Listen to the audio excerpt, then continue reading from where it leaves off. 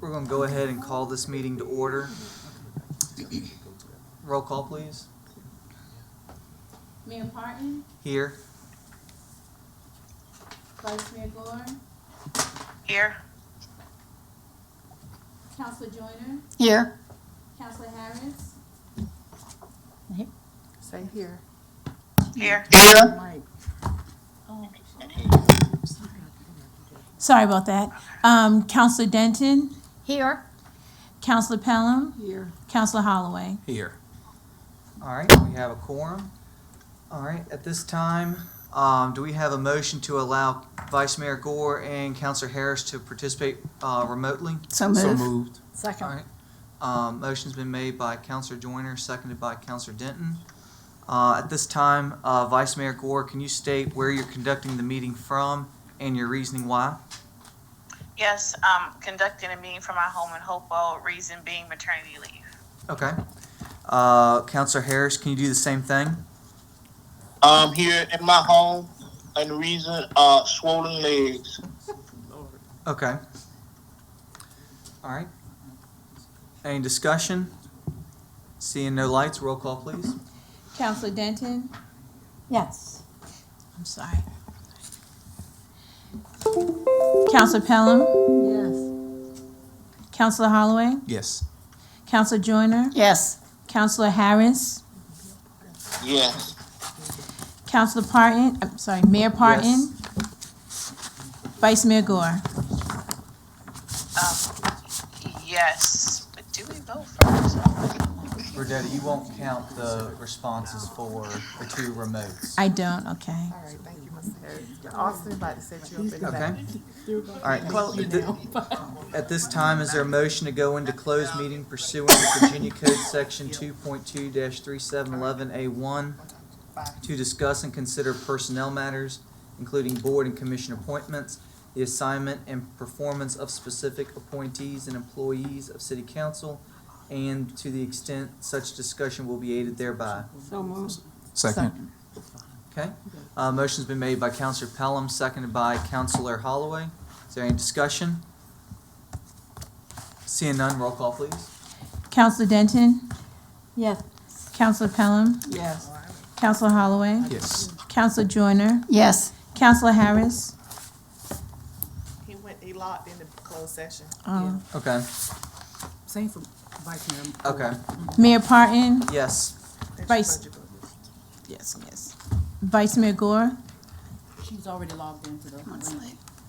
So weird. present. All right. That's 5 in favor. We will be back out momentarily.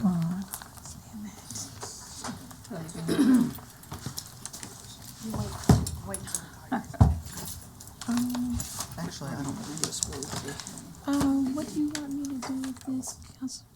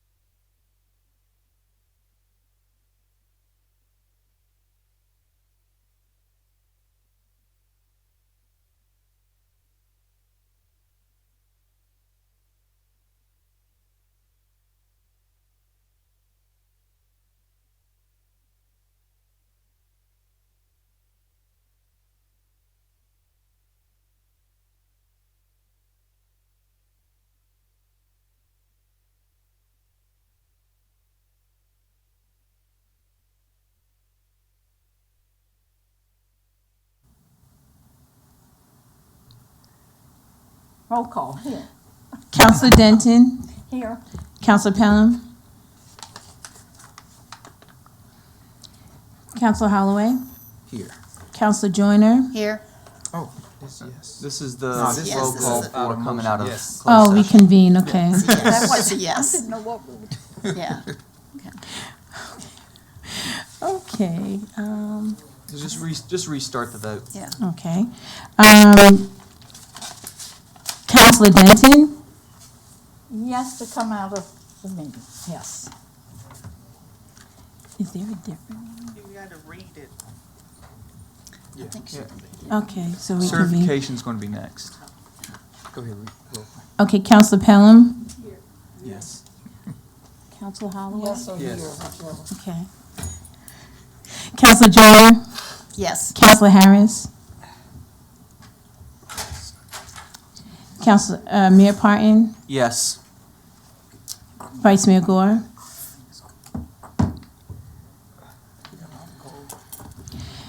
Motion passes 6-0. Okay. Dr. Manker, can you get the IT staff to get the meeting online for Vice Mayor Gore and Counselor Harris?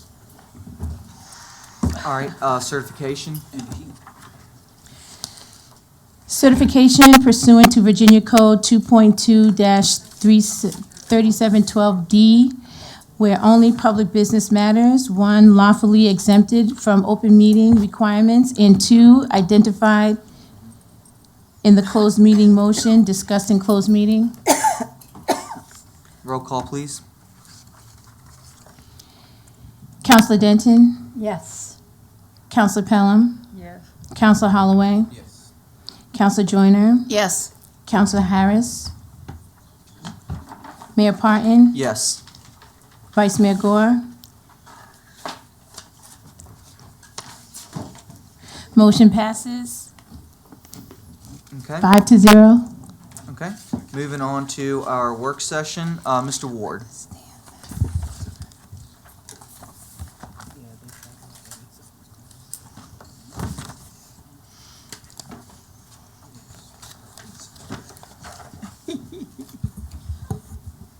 Good evening, Mayor, members of council. Tonight, I'm going to present to you some, some recommended proposed updates to the city's right-of-way vacation policy. Currently, our policy dates to 2003, and it's not really compliant with state code. Some other issues we have with our vacation policy is that the costs associated with vacating rights of way is pretty confusing to our citizens. The process itself is unnecessarily lengthy and costly, and the application for right-of-way vacation is not like our other applications in the department. So I submitted a red line version of the policy in your packet that you should have that. But I'm going to summarize the proposed changes here. Primarily, we're just clarifying some wording in the policy. And then secondly, we are proposing to remove the part that has a refundable deposit per petitioner and just make it a flat $100 application fee. That's what's recommended under state code, and we would be compliant with that. Also, state code does not have the planning commission in the review process of rights-of-way vacations. By taking it to planning commission, it adds extra time. It adds extra cost because we publicize it as a public hearing. And oftentimes, the city ends up paying for the cost of those ads, even though the process requires that the petitioner pay for that. It just has to do with a collections problem. And we think that with this revised policy, we'll be able to better enforce payment of the public hearing ad if we reduce it down to 1. and that would be the public hearing here at City Council. This is the existing application, which also was included in your packet. It's not very thorough. It's old. Doesn't really cover all the necessary aspects of a right-of-way vacation request. So we've developed a new application that is more in line with what all of our other applications look like. Has some disclaimers on there too that we are asking that the petitioner would need to recognize, just so that they fully understand the process. A right-of-way vacation process is really a two-part process where council would agree to the vacation of a right-of-way, but then the petitioner would be required to submit what's known as administrative re-subdivision to actually legally take that vacated right-of-way and attach it to their property. Often the petitioners feel like they did not understand that process because there's additional costs associated with that administrative re-subdivision process. That's pretty much my presentation. I did want to bring it to you as a work session item first, just in case you had any questions for me. But if you don't, I will be bringing it back to you in the near future so that you can adopt hopefully a new policy. I'm available for any questions you may have. Okay. Are there any questions from City Council? Okay. Seeing no lights, anyone from online? Vice Mayor Gore or Councilor Harris? No, thank I don't you. have any, Okay. I don't have any questions. Okay. All right. Thank you, Mr. Ward. Appreciate it. Thank you. All right. Well, moving just slightly a bit ahead of schedule. We got 3 minutes to our regular meeting, so we will start the meeting in 3 minutes.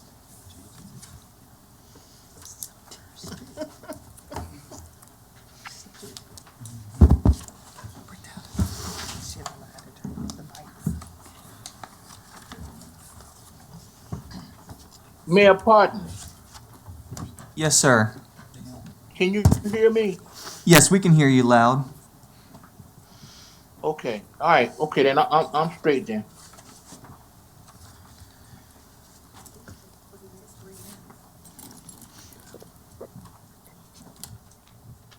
Oh, alrighty. I think you're still unmuted, Counselor Harris. I'm unmuted. Yeah, you might want to mute yourself until you need to talk. That's what I'm right now. I got this little screen right here from the Zoom that's not allowing me to mute myself. Well, IT is there, so your camera is on as well. Can you see me? Yes. Cause I ain't got my eyeglasses on or nothing. That's why I try to slide it and let you know. You look good, though. You look good.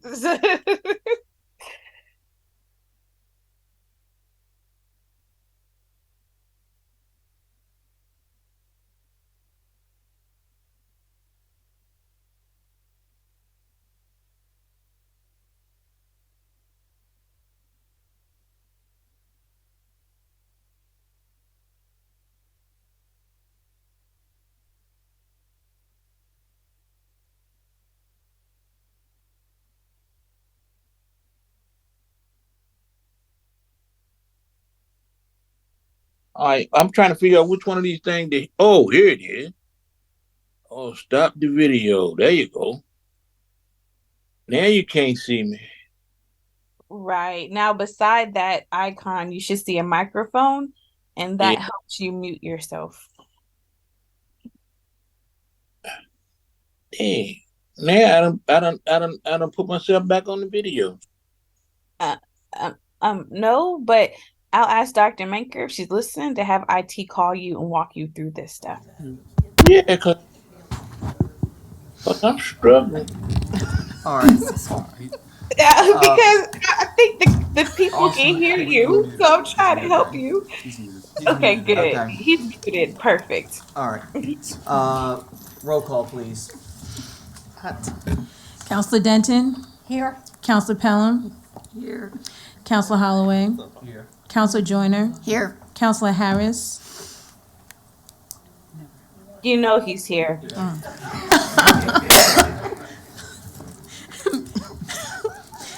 Mayor Parton, Here.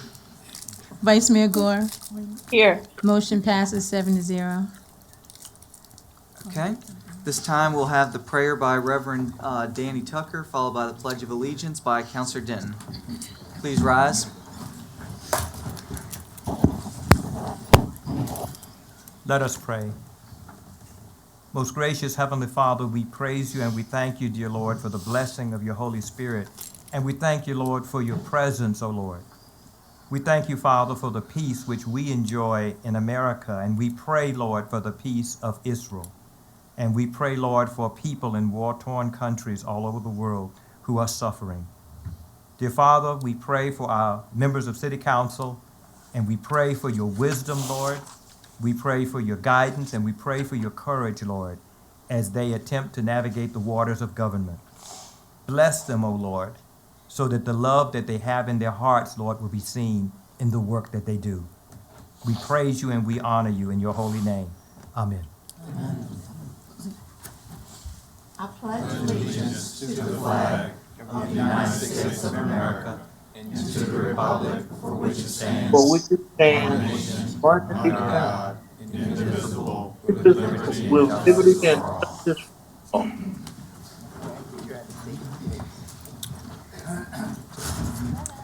All right, at this time, is there a motion to amend or adopt the regular meeting agenda? To adopt? Okay. Motion on the floor is to adopt the regular meeting agenda. Is there a second? Second. Okay. Any discussion? Seeing no lights, roll call, please. Mayor Parton, Yes. Vice Mayor Gore, Yes. Counselor Joyner, Yes. Counselor Harris, Yes, Counselor Denton, Yes. Counselor Pelham, Yes. Counselor Holloway. Yes. Motion passes 7-0. Okay. Is there a motion to adopt the consent agenda? Second that. All right, motion's been made by Counselor Holloway, seconded by Counselor Joyner. Is there any discussion? Seeing no lights, roll call, please. Counselor Denton, Yes. Counselor Pelham, Yes. Counselor Holloway, Yes. Counselor Joyner, Yes. Counselor Harris, yes, Mayor Parton, Yes. Vice Mayor Gore. Yes. Motion passes 7-0. Okay. All right, moving on to information and presentations. Chief Taylor.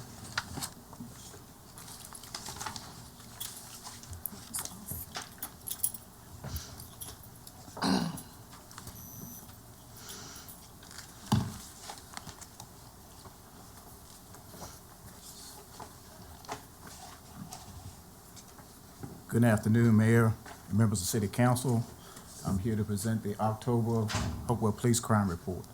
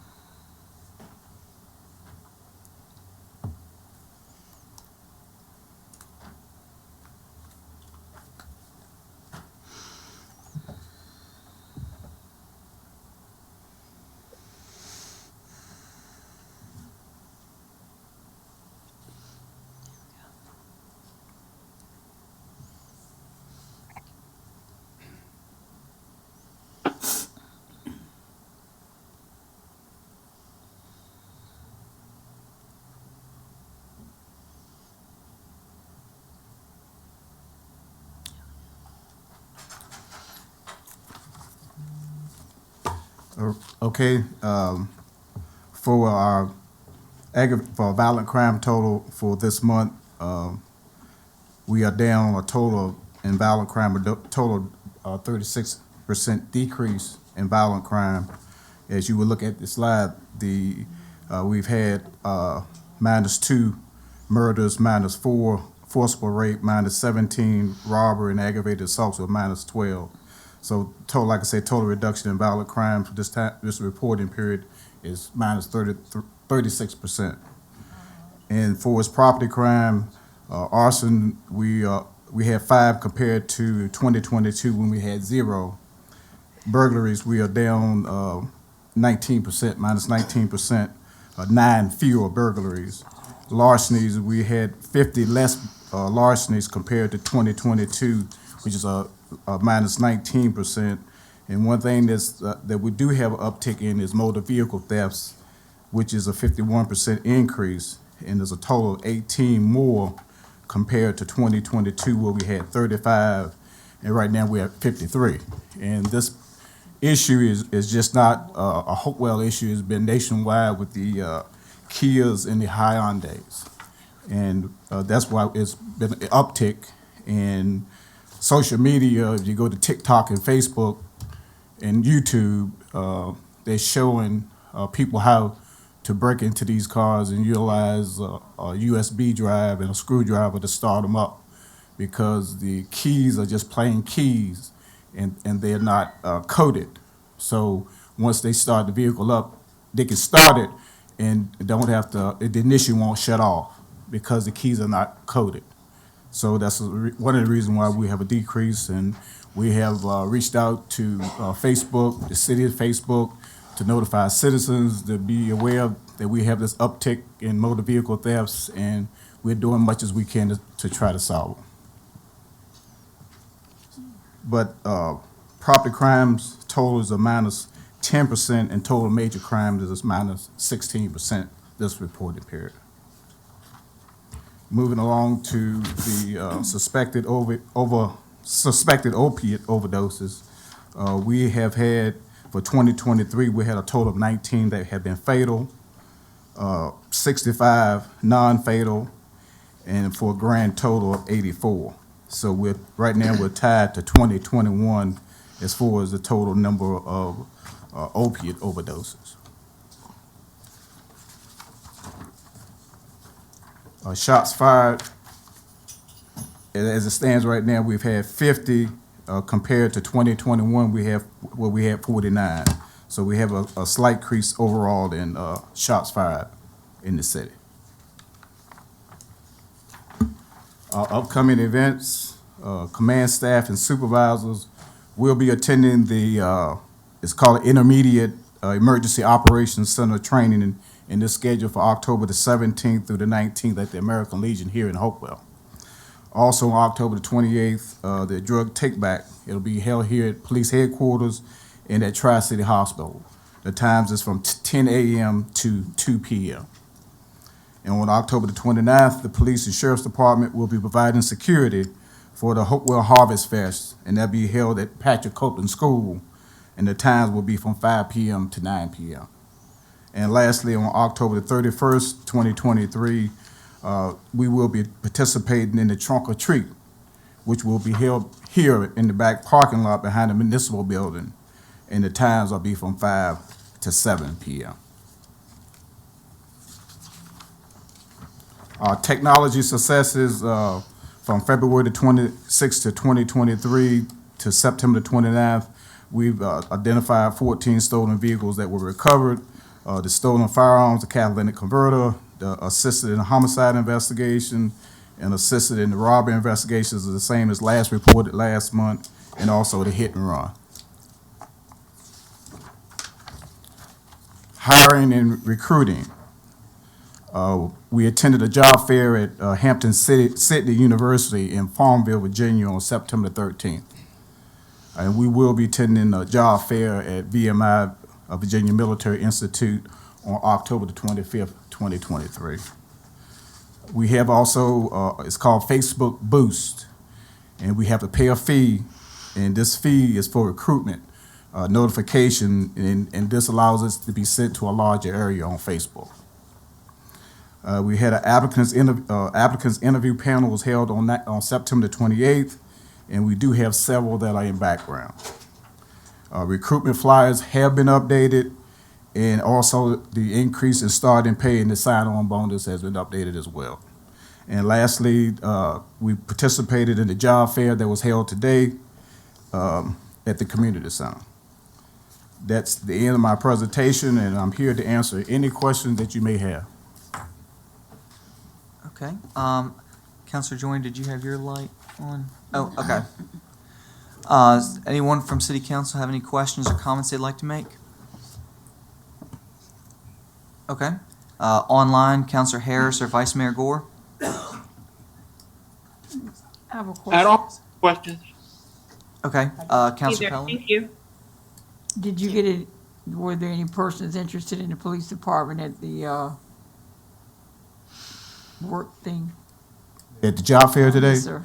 Well, Officer I didn't talk to him. He was out this afternoon, so I'll get a report on the updated how many that he spoke with and possibly potential hires. There was there was 9 at 10:30 a.m. So it lasted until 2. So we had 9 Police officers. 9 applicants interested. In police. Yes. Okay, thank you. Okay. No more questions. Thank you, Chief Taylor. Thank you. All right, moving on to communications from citizens. Madam Clerk, will you please read the statement?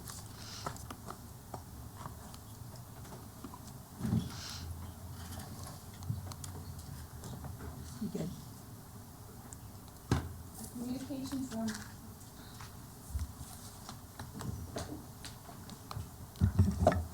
Thank you. A communication from citizens period limited to in total time to 30 minutes is part of the order of business at each regular council meeting. All persons addressing council shall approach the microphone, give their name, and if they reside in Hopewell, their ward number, and limit comments to 3 minutes. No one is permitted to speak on any item scheduled for consideration on regular agenda or of the meeting. All remarks shall be addressed to the council as a body. Any questions must be asked through the presiding officer.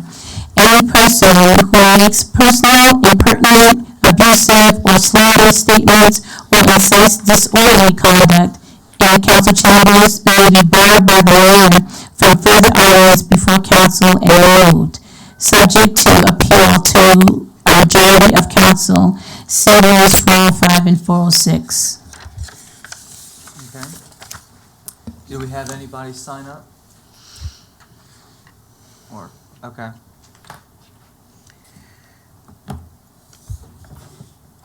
Does she have the list?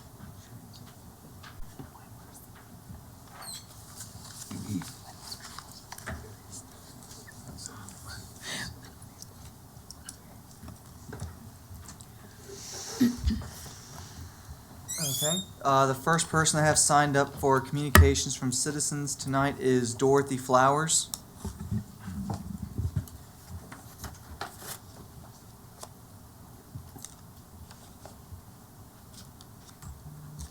Good evening, y'all. My name is Dorothy Flowers, and I'm here to speak on the behalf of Langston Park Drive because the whole project. I'm sorry. I'm sorry. My name is Dorothy Flowers, and I'm here to speak on the behalf of Langston Park Drive. And I live there. I'm one of the residents there. And the whole property, people has been going to hotels. There's really nobody over there. The whole property is loaded with mold and people furniture. The people have been getting sick. I'm one of the people that have been to the hospital. And they over there, they gutted out some of the places, but people still having more issues. And they put me back in the hotel. I've been there March, then I've been in there July the 26th. Now I'm back in my apartment and mold still in it. And I mean, I had to address this because People over there getting tired of that. Their brand new stuff is getting damaged. And then they put something in our apartment and said, humidifier, you hooked it to our lights. Ain't nobody explaining who's gonna help us pay our light bills in our own name. When they talk to this certain person over there, they get smart with the people. Then you call to talk to them, they don't answer the phone for you. So then I have one more thing to speak on, then I'm gonna get back up. Hopewell food pantries, they ain't running out of food to help the people and they need a donation.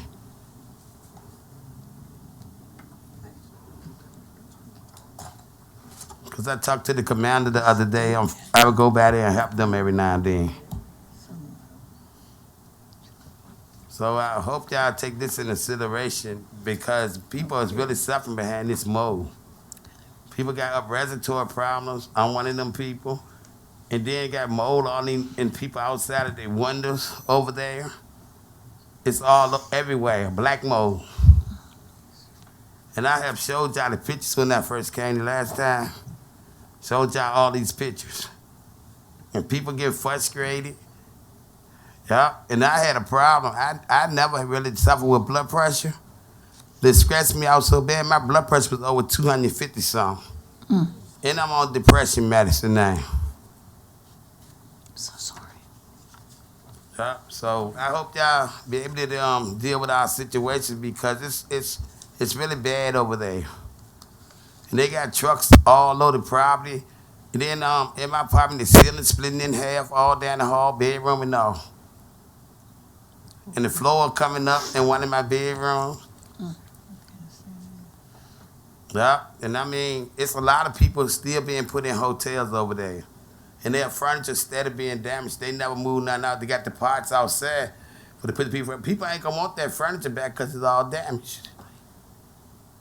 And I hope y'all address that, do something, try to help the city of Hopewell about this, because people struggling to get their stuff. They'll be already paid for, and we still got it. We don't have no more money. I mean, I'm one of these people, I'm on disabled. And I mean, I got to struggle to get all this stuff that I had in my house. Cost me a lot of money. Yeah, it's a difference, I mean, people got to show respect where you do. You paying bills there, then you call these people. They don't want to answer the phone for you. They ignoring your phone calls. Then they tell lies that ain't in your house. And I've been in the hotel twice, and it's still in my apartment. And I had to get rid of all my stuff. I don't have no furniture in my living room. No bed in that second room. I only got one bed left in there, and I got to get out of there. I got more furniture. I'm scared to put it in there. So I hope y'all be able to answer to this stuff and try to do something about this. People getting tired of living like that. So, Dr. Manker, can you please reach out to Mr. Starling and ask him to please provide council with a remediation plan? Okay. Next person. And I appreciate y'all. Thank you, Ms. Flowers. Thank you.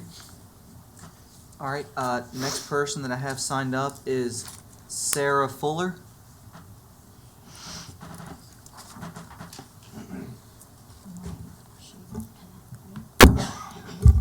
Good evening, City Council and Hopewell residents. My name is Shara Fuller. I'm from Ward 5. We moved to Hopewell November 18th of 2022. What many of y'all don't know is that my family were victims of violence. My brother was a United States Marine. He was tragically killed by his domestic partner. And a lot of people don't know that when we start talking about violence, people immediately assume that it's one way or the other. And we just say, oh, it's just this one little community. As tiny as Hopewell is, the violence that is occurring here, it's astronomical. We're hearing the arguments on the panel across the board and arguing and discussing things that are just not, I understand that they may be necessary, but you have a lady who's standing here crying about mold in her home. Nobody else is living with mold in their home, I'm sure of it. If you saw mold in a spot in your home, you'd address it immediately. You'd get somebody out to your house, but the funds aren't there. The funds aren't there to pay for the basic things that our kids need at good schools.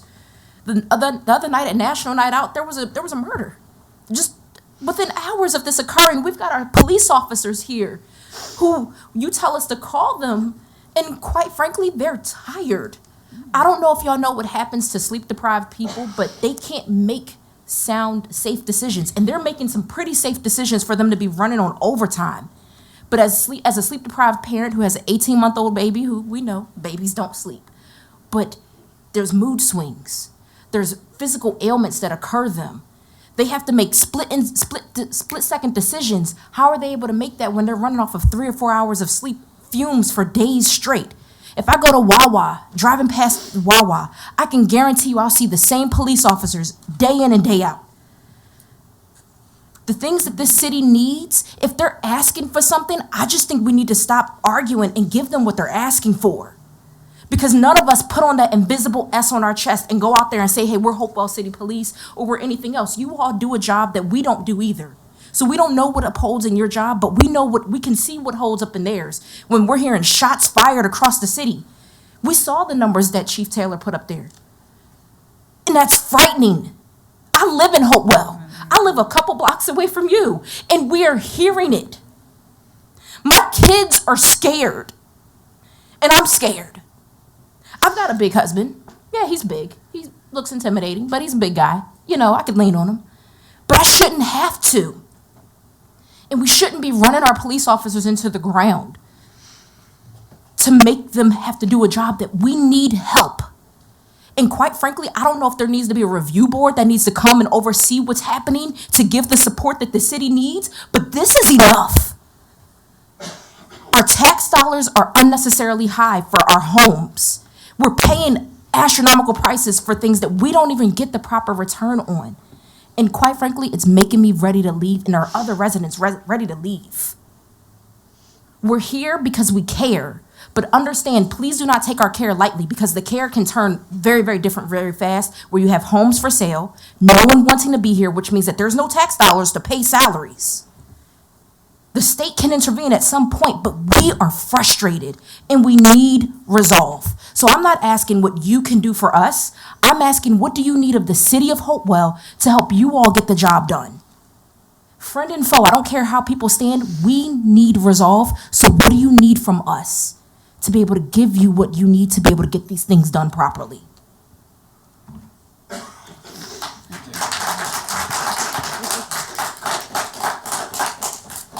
All right. Is there anyone else that would like to speak tonight that did not sign up? Okay, seeing none. We'll move on to our public hearing. All right, gentlemen.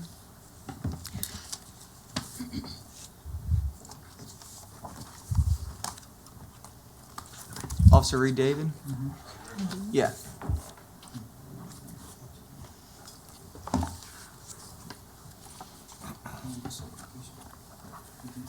Good evening, Mr. Mayor, Mr. and Mrs. and all of the council, city attorney, city manager, and the city clerk. It's good to be with you again. I was here 2 weeks ago and have the privilege again of speaking with you on behalf of the local chapter of the Southern States PBA and the police officers here in the city of Hopewell. Since I was last here, I believe there are some conversations that have taken place, and that's great. I think this is a matter around which conversation needs to take place. And we just heard some of the tensions that you have to deal with as councilmen and women in trying to lead the city of Hopewell. And I know that's not a task that you take lightly, and I know it's not an easy task. So you have the tensions of coming up with funding things and all the things that you would like to do with the funds if you had all that you wish you had. So I do understand the challenges there.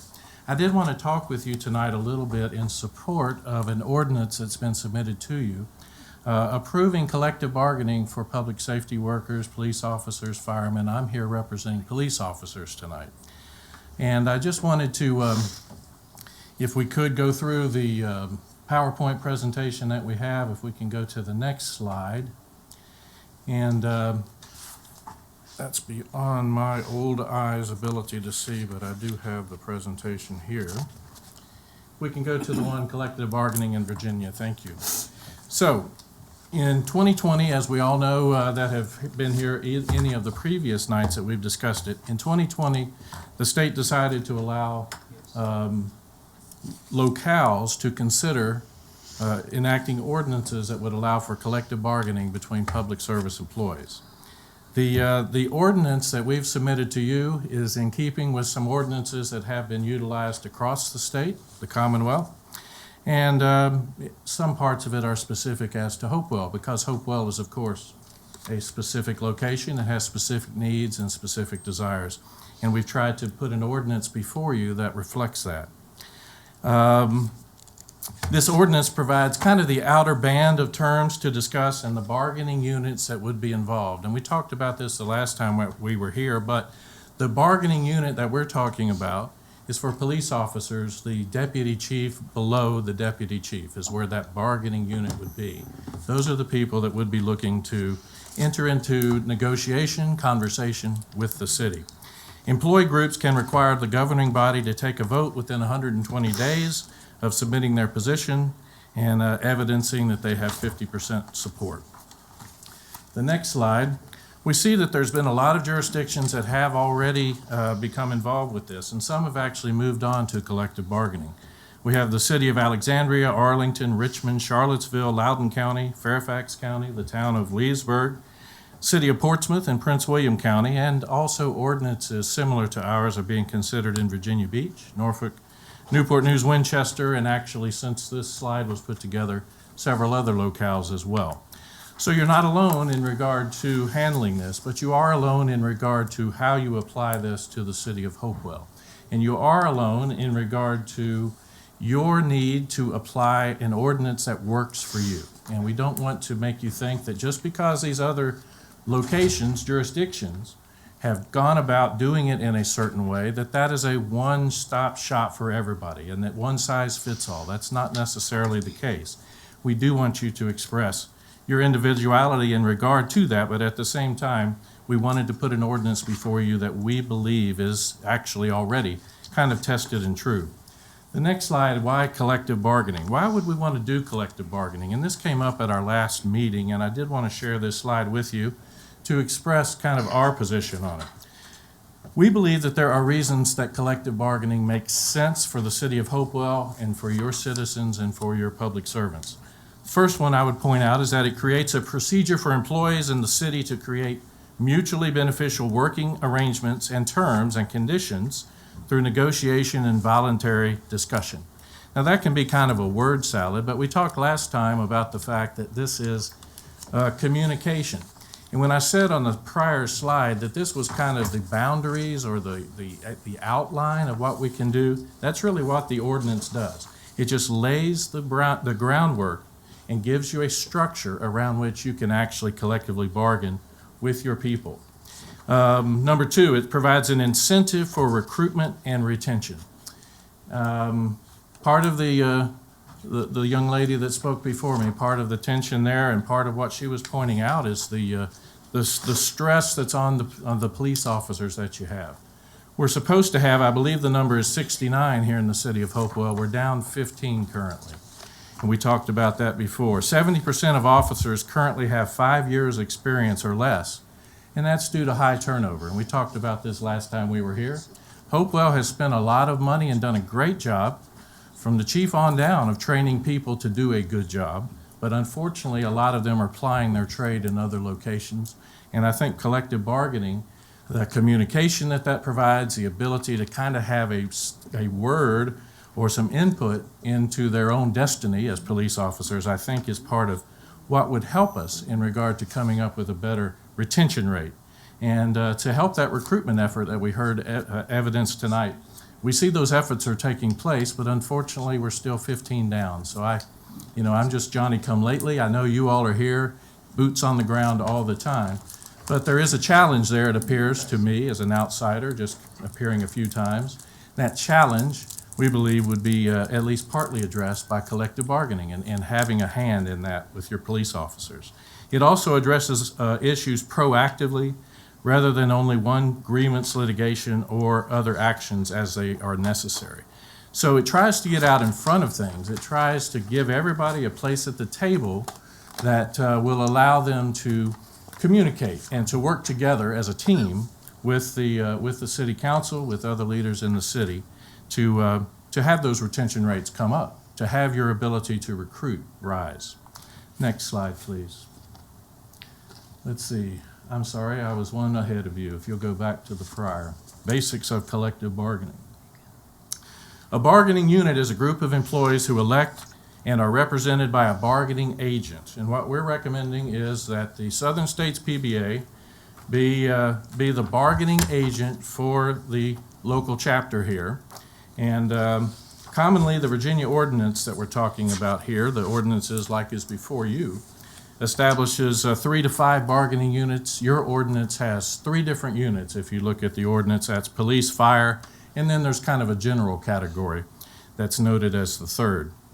The proposed police bargaining unit is it's traditionally all sworn uniformed employees of the police department below a certain rank. And as we said a few minutes ago, the rank that has been chosen is below the rank of deputy chief. I believe in this instance, there's only a few people that are at that rank or higher. It may be 2, if I'm not mistaken. So everybody else would be covered under that. An exclusive bargaining agent, as would be the Southern States PBA, is the only labor organization recognized by the city to bargain collectively for the employees in the bargaining unit. Now, it's important to remember that there is a certification process for who that is, what that organization is. There is also a decertification process. So this is not a monolith that cannot go away. This is something that many people have the ability to have a say in who is going to represent them. And the main set of people is your bargaining unit or your police officers that would have that say. What are the subjects of bargaining? This is a question that I think might have come up. What is subject to? What are we going to collectively bargain about? And I would say that the list that's here on your screen talks about what it is. The terms and conditions of employment, including their wages, salaries, and all forms of monetary compensation, including benefits, which is on the next line. Then we get into things that are not monetary. They certainly have to be paid for, but they're not directly monetary, but they really do cater to what is going to be the morale of the officers, including personnel policies and practices, working conditions, hours and scheduling of work, subject to management rights of the city council and of the city. And I would also add to that we're talking about things as simple as uniforms, proper uniforms, and maybe more than one, so that you can, when you're working those long hours, you don't have to go home and clean your uniform in order to put it back on the next day. Some things are very simple like that. The kind of things that you would want to do and you would want to have a conversation about with your officers, but it may not be taking place because there's just not a vehicle for that. That's really what we're talking about, a vehicle for having these conversations. Next slide. Collective bargaining and how would it work under the ordinance? The city would appoint what we call an LRA, which is a labor relations administrator, to create an election process. Interested bargaining units, like what we're talking about here, may petition to have an election once a potential bargaining agent has the support of at least 30% of the unit, so 30% of the officers. The LRA, who you appoint, will administer a secret ballot election for any qualifying bargaining units that's gotten 30% or more, and then you can have an approval. So that's how the Southern States PBA, if it were elected under that procedure, would come to be the bargaining unit or representing the bargaining unit in future collective bargaining. And then ultimately, after all that's concerned, if you get a voluntary agreement, you ultimately would have a ratification. And the agreement is not final until it is not only agreed to by the negotiating teams, but it's ratified by the organization, that's the unit, usually through its membership, and approved by City Council. So there is a process here and a structure, and again, it will ultimately be up to you and the police officers and their representation to put together agreements that work for you. The protections for the city, the screen you have there, the city sets the boundaries in the ordinance. So you have an ordinance before you. That is a ordinance that we've asked you to consider. But you ultimately either accept, reject, change, modify, alter the ordinance. The city does not give up your inherent management rights. By entering collective bargaining, you are not casting aside all of your rights and responsibilities to lead this city. Virginia law still allows the city council to have the ultimate say on matters of appropriations, or as I like to call, the power of the purse, which is ultimately the ultimate power. Collective bargaining is designed to cause the parties to come to a voluntary agreement to address matters that are important to all the parties. The initial process takes some time, so it would not be for at least one, if not potentially 2 fiscal years before any bargaining agreement would be implemented. So you would have at least that much time before there would be time to put together an agreement that could be put into your fiscal year and could be implemented. One thing I've heard of as being conversation around this ordinance is the talk of strikes and whether this opens up the possibility of strikes.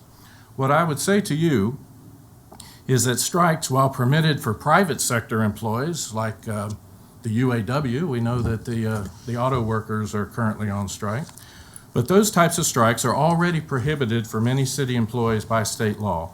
They're prohibited by the Southern States PBA for its membership, and are also, if you adopt the terms that are in your ordinance already, would be prohibited by the bargaining ordinance. So it is in your ordinance that strikes are not allowed, and that's 2 or more people gathering together and seeking to use that leverage of the 2 people and going on strike, not coming into work. That's the definition of going on strike. That is a offense that is subject to dismissal if you were to quote-unquote strike. So while talking about unions and what we as Americans of a certain age have seen as unions, that is kind of a term that I would not say that applies directly to what we're talking about. Certainly if you want to say that a union would be something that would go on strike, as we often see. Now, the city is also bound to not do a lockout. So what's good for the goose is good for the gander on that. So no lockouts, no strikes. That's not what this collective bargaining is all about. And Virginia is a right-to-work state. That has not changed. No one is forced to enter into the bargaining unit that is going to be part of the collective bargaining agreement. Next steps as we go on. Consider and improve the ordinance allowing collective bargaining. I guess that's an obvious. The city would, if it adopts that, appoint a labor relations administrator, like we talked about before, that term LRA. You would continue into the collective bargaining process. And in order to ensure that there is sufficient time for the ultimate bargaining agreement to be worked into next year's fiscal budget, there would be certain time constraints that we would be working under. But again, you're free to not abide by these. You're free to extend them. You're free to do as you see fit. But March 1st would be kind of when written requests to initiate the bargaining would begin. April 1st might be when the negotiations begin. Again, this is just a recommendation. It's not a set rule. September 1st, negotiations might conclude or proceed to impasse process, which is where we talk about mediation and such. The agreement would then be implemented for the fiscal year beginning the following July 1st. So we're talking about 2025 at that point. The parties may voluntarily agree to extend these deadlines, but they're intended to ensure there's sufficient time between the end of negotiations and the budgeting process. If the ordinance on the timeline slide, if the ordinance is passed this year, the organization and first elections would occur this fall/winter. So sometime the expectation would be before the beginning of 2024. Collective bargaining initiation and proposals could come as early as March 1st of next year, and negotiations would occur spring through fall of 2024, again, hoping to get whatever the agreement might be, if there is one, before City Council for approval and for implementation into your fiscal year following 2025. So that is our attempt to, again, for the benefit of the public, for the benefit of the council, to give a very cursory overview of what we have there with this collective bargaining process, what it would look like, why we're even asking for it, and hopefully putting enough information before you, and as you review the ordinance itself, for you to make your decisions for your constituents and to do what you believe to be in the best interest of the city. So with that said, I'm here if there are any questions you'd like to direct to me. Okay. Are there any questions from City Council before we open up the public hearing? Councilor Pelham. Yeah, in the agreement itself, it has dates like October and December, I guess on an annual basis. I don't know if you're Dr. Manker, are we gonna be in line are they particularly have to stay at those time frames? Because there's budget that we don't even start, seem like to me, sometime until late November. So we'll be out of sequence, or that's flexible. Are those dates flexible? I think those flexible according to the presentation. There's a little bit of flexibility, right? Flexible at the discretion of the council, that's correct. Yeah. And all that would We know require. we're not gonna meet are we gonna be in line to meet those deadlines? Will the budget be prepared by then for us to discuss and? No, ma'am.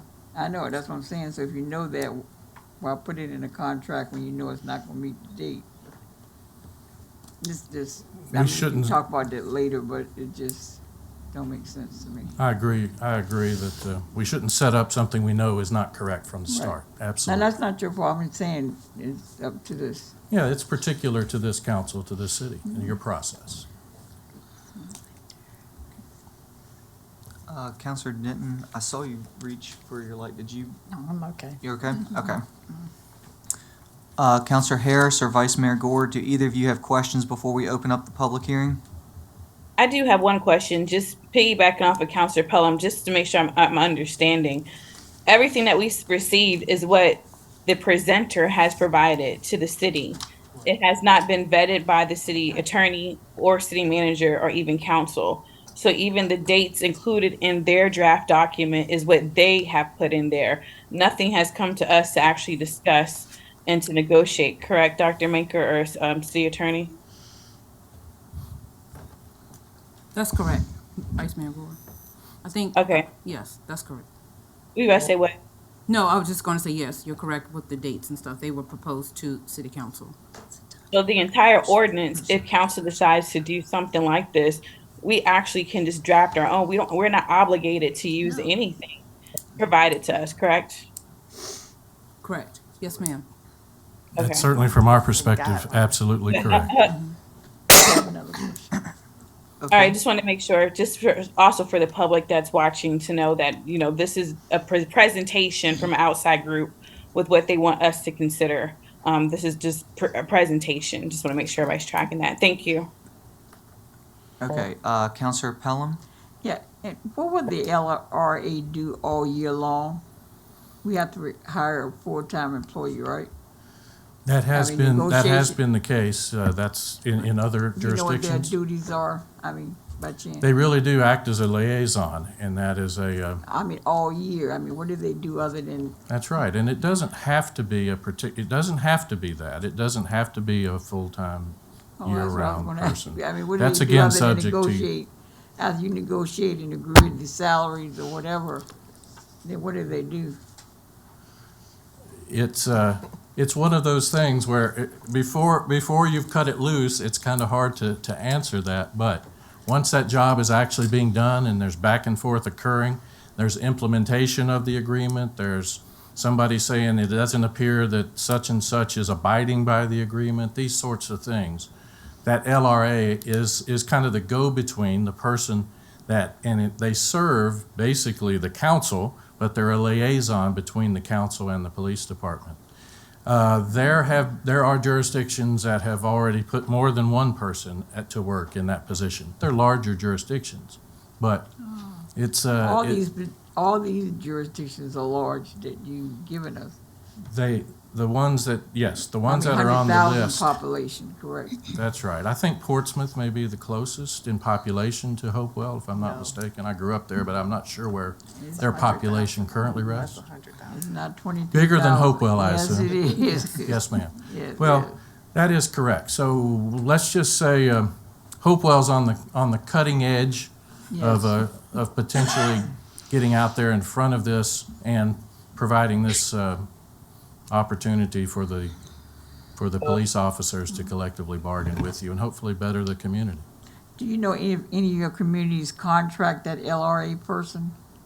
Is that a contract position or is it a full-time? There is a process within your ordinance as to how that person is selected and how that goes.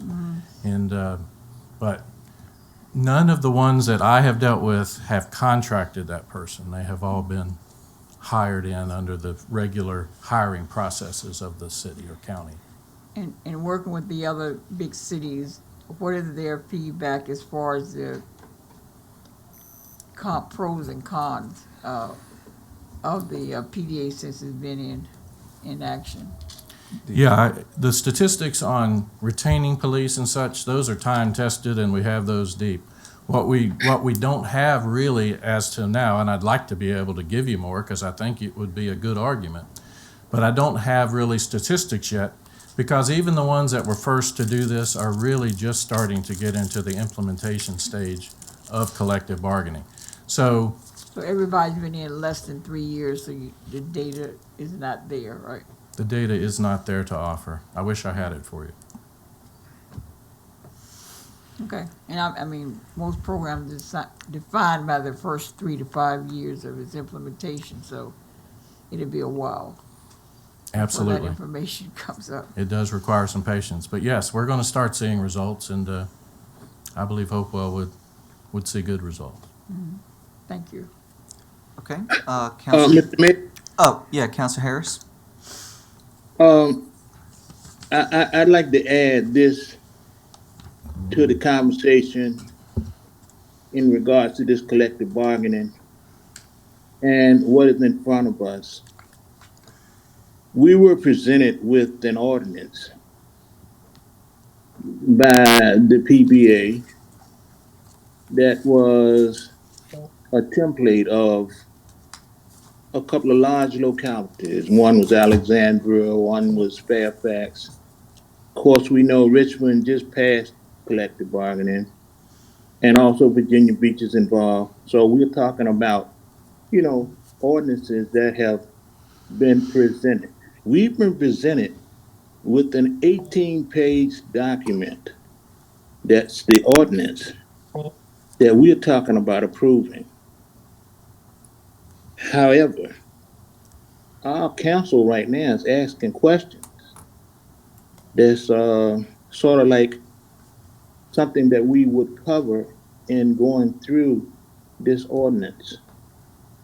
And clearly, according to what the officer has stated, and he's been real thorough, and I don't disagree with a lot of things that he said, but what it is that we have not done is, as a city, is our right to set the boundaries in this ordinance.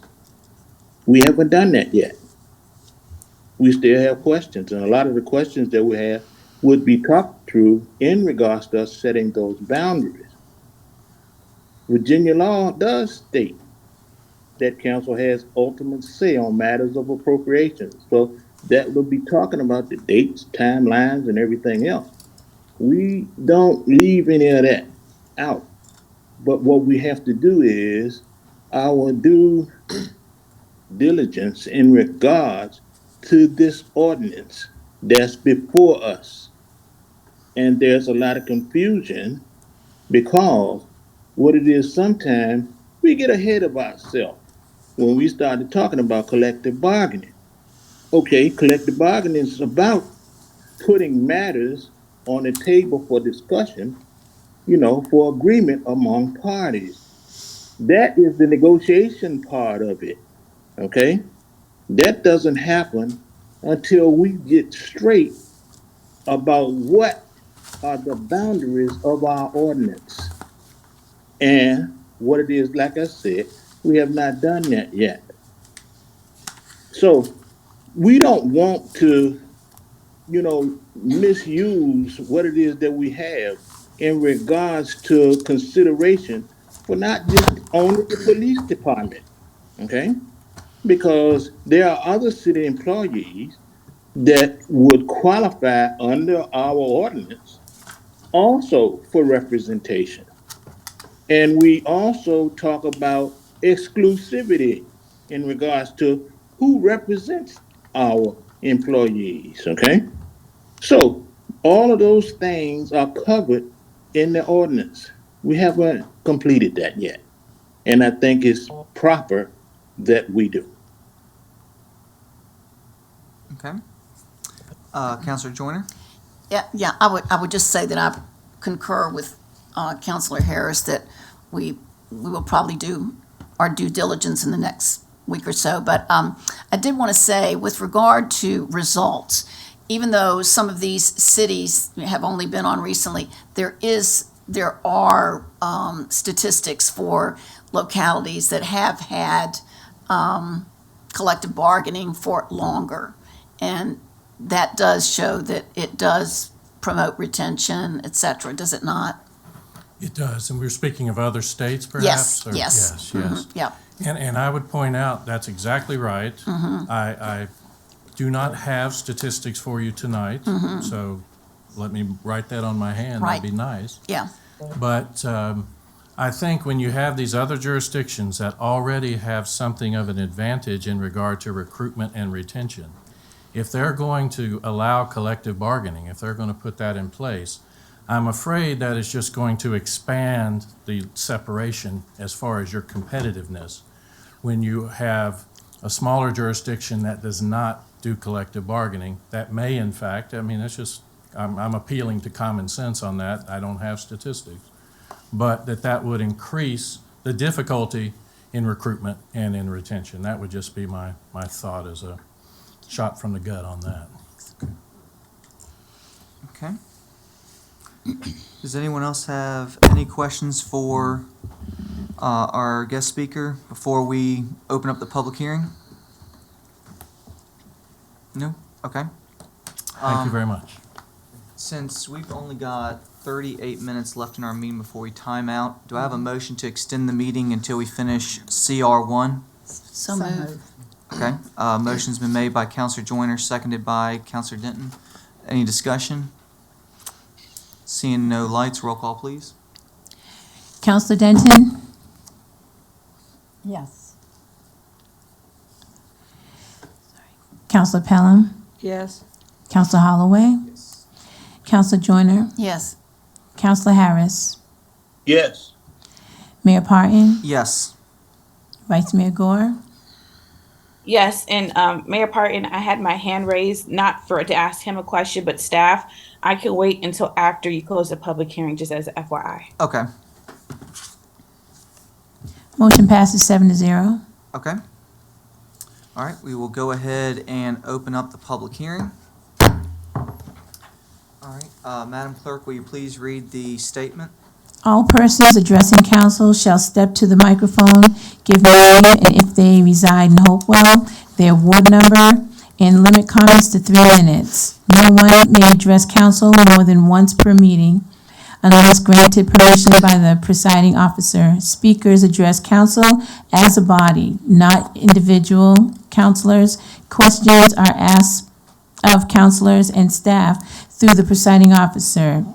Any person who makes personal, impertinent, abusive, or slander statements or incites disorderly conduct in the council chamber may be reprimanded by the presiding officer and held for the meeting upon a majority vote of councilors present, excluding any councilor who is the subject of the motion. See Rules 405 and 406.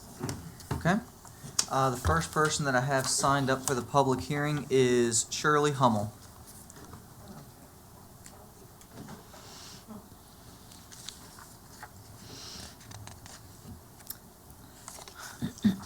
Hi, I'm Shirley Hummel. I live in Hopewell in Ward 3. And I think I'm allowed to say what I'm going to say. I just want you folks to support collective bargaining because I think it would benefit our police very much.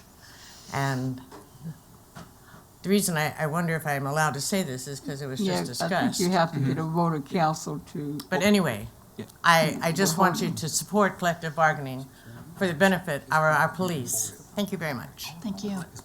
Thank you. All right, the next person that I have signed up is Larry Scarce. Okay. Next person is Shara Fuller. Yeah, as long as you speak on the topic of collective bargaining.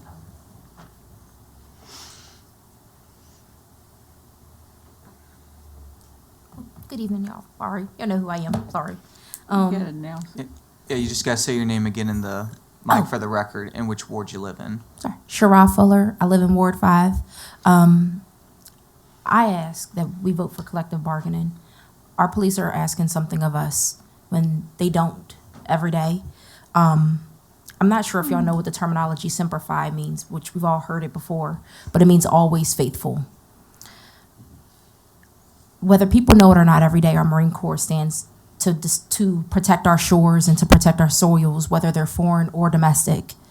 When the Marines leave, that means you leave. You don't stay in that place because your protection is gone. Our police are the Marine Corps of the city. They're asking you for something to be able to make better decisions, to alleviate some of the pressure and the stress that's on your shoulders every day. You all have the opportunity and the obligation to make some heavy weighted decisions, as do they. So these selfless individuals every day are going out there making decisions, working 24 hours at any time. 2 o'clock in the morning, we need them, we call. They're there. So I ask that you all vote in favor of collective bargaining to allow them to make some of the decisions, to alleviate some of the weight and the pressures that are already on your heavy burdened shoulders, and allow them to be able to do what they've got to do to make the best job and decision. So I back the blue. All right, and last person that I have signed up for this evening is Robert Sargent. Somebody needs to help. Someone hold that thing for him. Good evening, everybody. Robert Sargent, Ward 1. I strongly urge you all to go with the bargaining. The police do a job that majority of us would never even consider doing. They're putting themselves in harm's way, and they're just wanting to get a voice. And I'm all for it. So please vote yes towards the collective bargaining. All right, thank you. Is there anyone else that would like to speak on this public hearing? Yes, ma'am.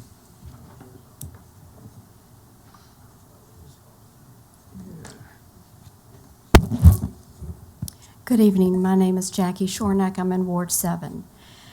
Today I went on a peace walk, in the locality which had the shooting last week. We spoke to many residents who were scared to come out of their doors. I spoke to a woman who said that when she heard the shootings, it sounded like World War I. And she said they actually got in the floor. Her and her son got into the floor and stayed there until the shootings was over. We spoke with a lady last week in Ward 7 where another shooting occurred. She was trembling because she was scared to come out of her house. Many of the residents there were scared. They're asking, okay, where's the police? And I wanted to say, there are about 18 police officers down, and we can't even fill those positions. Where are the police? We can't even give them the right amount of money to encourage them to come to Hopewell. We're losing them to other localities because of higher pay, where they're putting their lives on the line every single day. Have you been on a peace walk? Have you heard the cries of the people? Have you?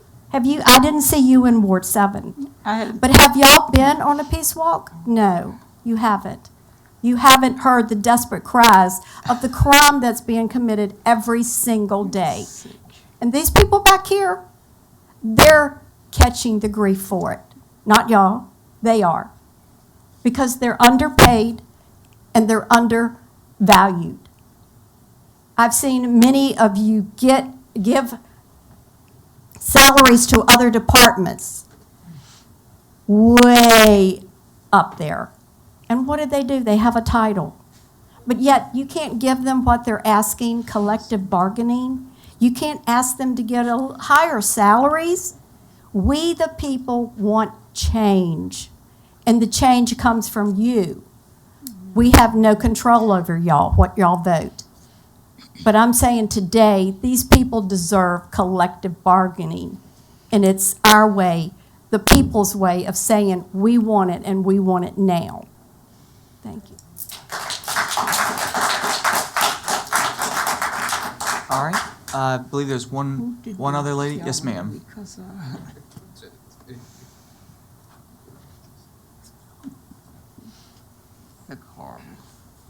Hi, my name is Susan Day, and I'm in Ward 5. I ran EMS in the city for years, along with Mr. Sargent. People who have never run EMS, they might not realize that if there is a shooting in the city or a violent crime, we can't get on scene until that scene is cleared by our officers.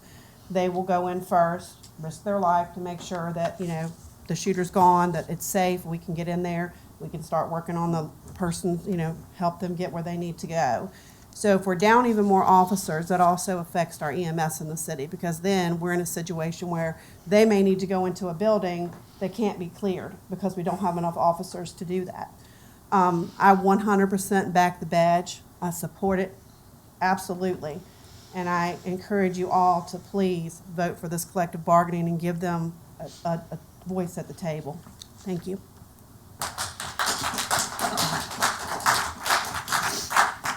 All right, is there anyone else in the audience that would like to speak tonight on this public hearing?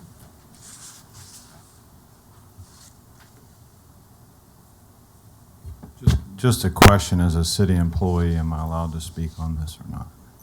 Only if it is for or against the issue of collective bargaining. Okay, thank you. So my name is Charles Bennett. I'm a employee of the City of Hopewell, Director of Economic Development and Tourism. And on my listening tour of the City of Hopewell, this issue, when I was meeting with business owners, particularly in certain areas, it is a real issue as far as the crime and the deterrence to business. So I want to say that I support whatever tools the council can wisely use for this. As an employee of the City of Hopewell and someone who's not on the list of the folks who would be benefiting from the collective bargaining, what I'd like to say is I do not feel like that as employees we have been communicated in an effective way from council or management as this issue is before us today. And what I'd like to say is I think the police are extremely important. I support them 100%. But we have a lot of employees in the city that I believe will be impacted by decisions that are made. And I would really like to have some more communication to us as employees who are not part of the collective bargaining on the impacts of that. It'd be great to hear what happens in other localities, maybe in other states. So, we have deficits in public works.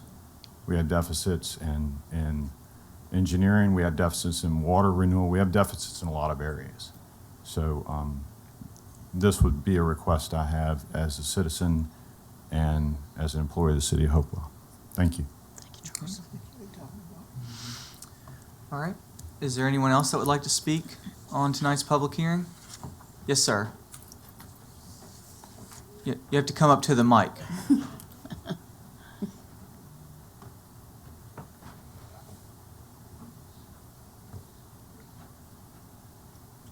My name is Robert Howard, and I am retired from the Federal Bureau of Prisons, and I was the Northeast Regional Vice President for the Council of Prison Locals, and I had labor responsibility for all of the federal prisons in the northeast part of the country.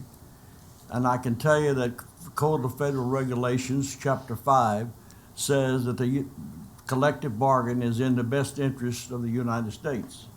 So if it's good for the United States, it ought to be good for Hopewell.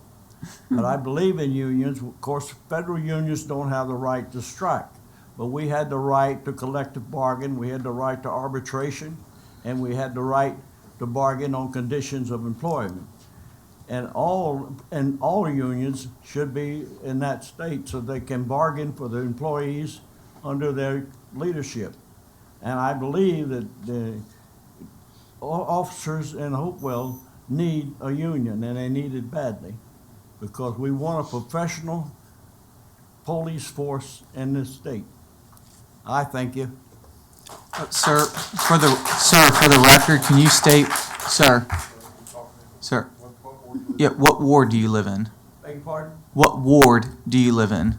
I was in the Korean War. No, ward, W-A-R-D. I was in Ward 4. Okay. I thought you said war. I All right. can relate. Thank you for your service. Is there anyone else that would like to speak tonight? Okay. Oh.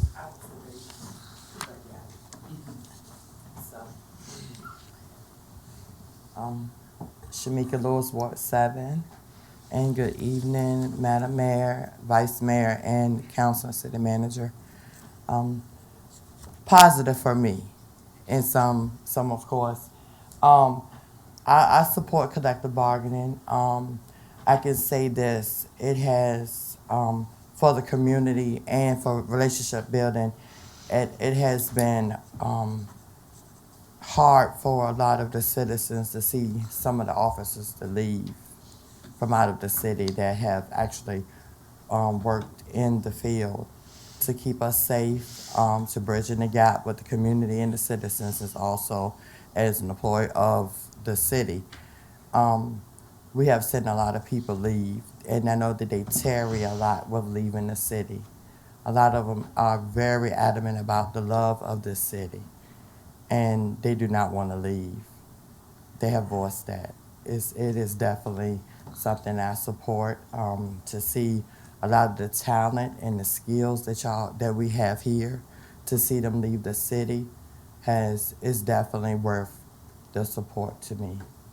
Of course, you know, some of the officers, or whatever the case may be, why the reasoning, above my head, y'all in the seat to make that decision.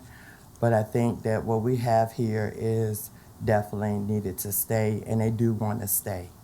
And most of their concern is about what we're here for tonight. So I do support it, and I ask you, Councilman Holloway, for me being in your ward, to support it as well, if that's your choice. But I do support as a citizen of your ward, resident. Thank you. Thank you. All right. Anyone else?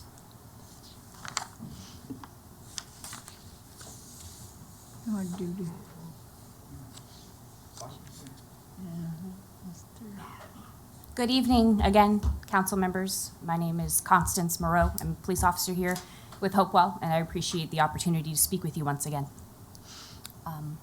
A lot of the people here behind me have already said what's on my heart, and I'm not going to rehash that.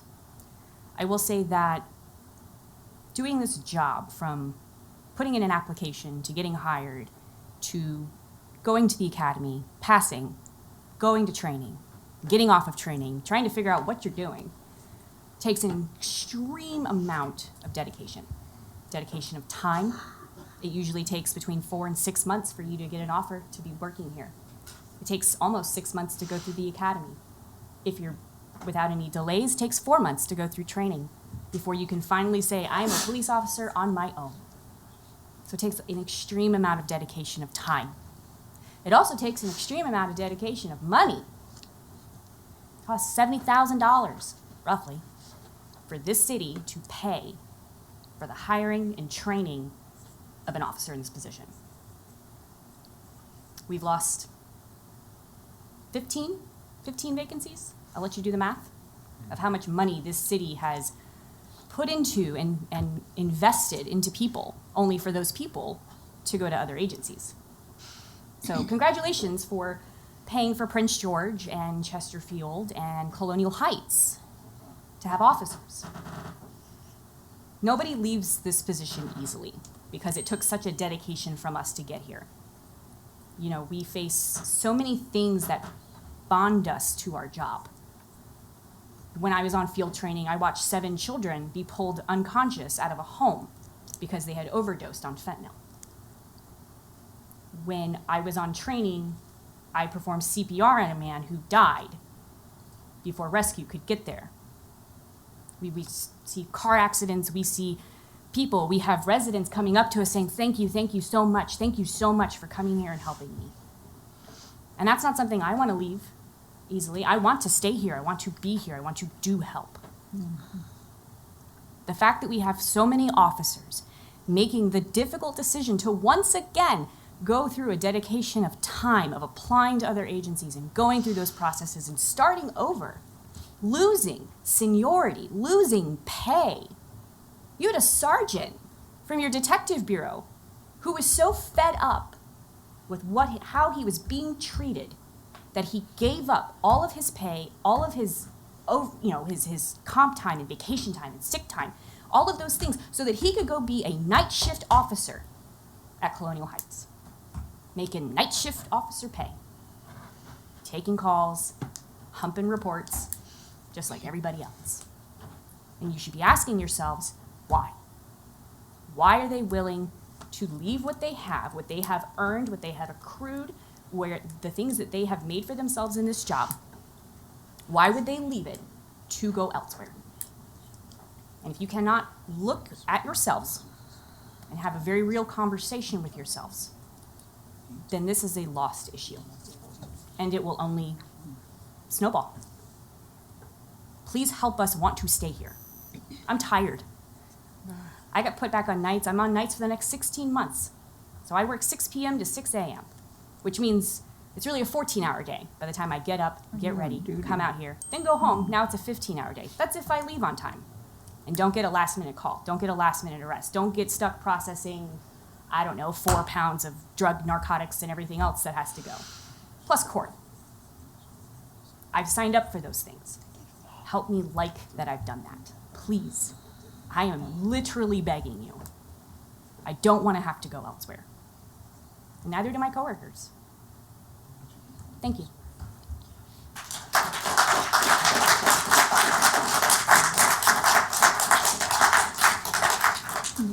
All right, is there anyone else that would like to speak? Oh, Lord. My name's Ed Hauser. I'm Ward 5. I've spent a good amount of time with some of these officers doing functions in the community, so forth, personal talk with them and stuff.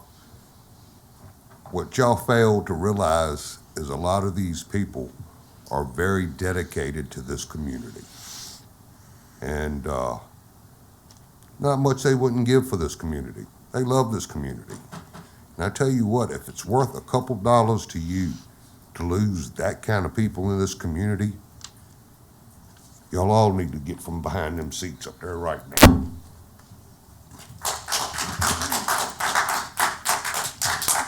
Okay. Anyone else? All right. Go ahead and close the public hearing. Vice Mayor Gore had a question, followed by Councilor Joyner, then Denton. Yeah, so I did have a question, and I also have a comment. Question in regards to the financial impact. So if this were to pass without us actually looking over the ordinance and fleshing that out, it might be 2 years before we have a financial obligation. So what fiscal year would that be in? Dr. Menker? 2026. 26, 27. Okay, that's really soon, actually. So just want to make sure checking with that. I think that I think that there's a missed opportunity here to have this fully explained to everyone. In regards to what Mr. Bennett said, I agree. Staff has not really been brought up to speed in regards to this, but I wouldn't say council as a body has done that.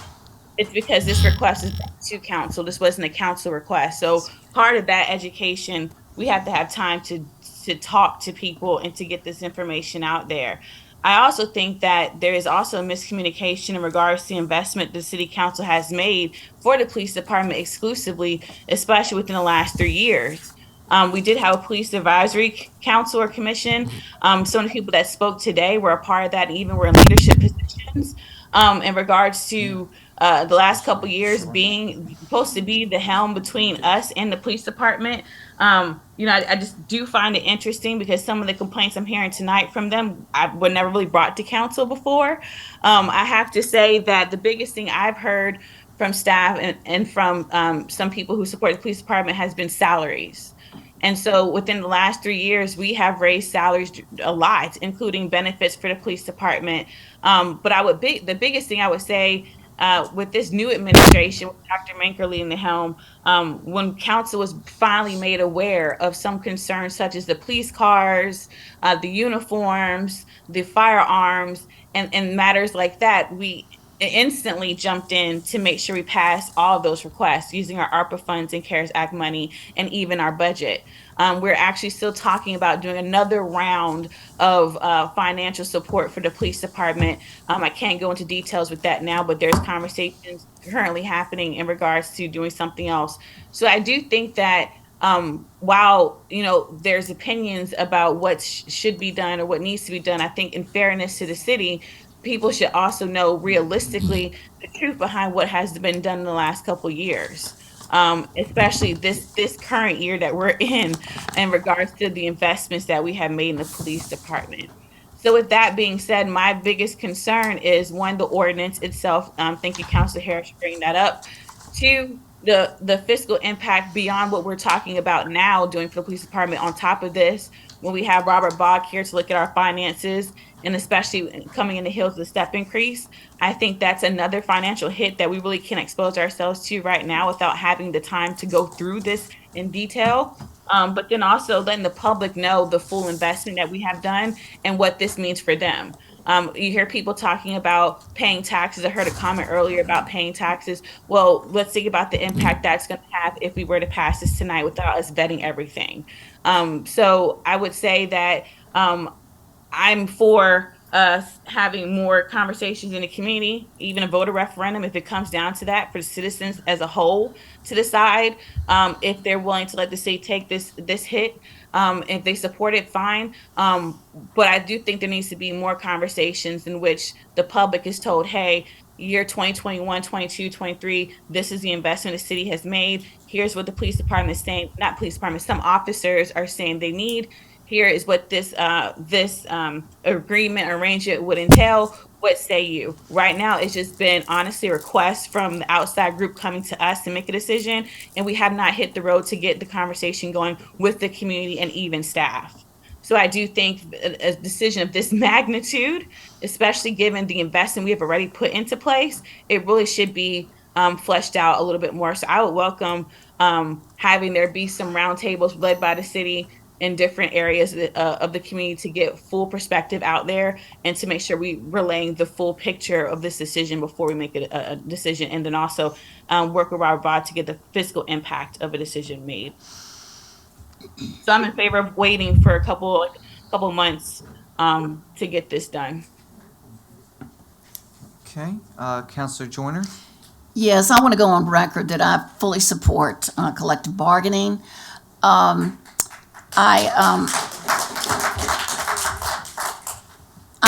do understand the need to look very carefully at the ordinance to make sure that our boundaries are clearly defined, that we have input.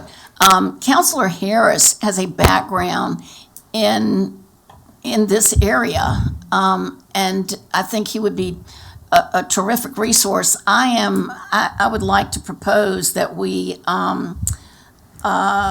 carry this unfinished business over to the city council meeting on the 24th of October. So I'm recommending a 2-week delay, not a 2-month delay.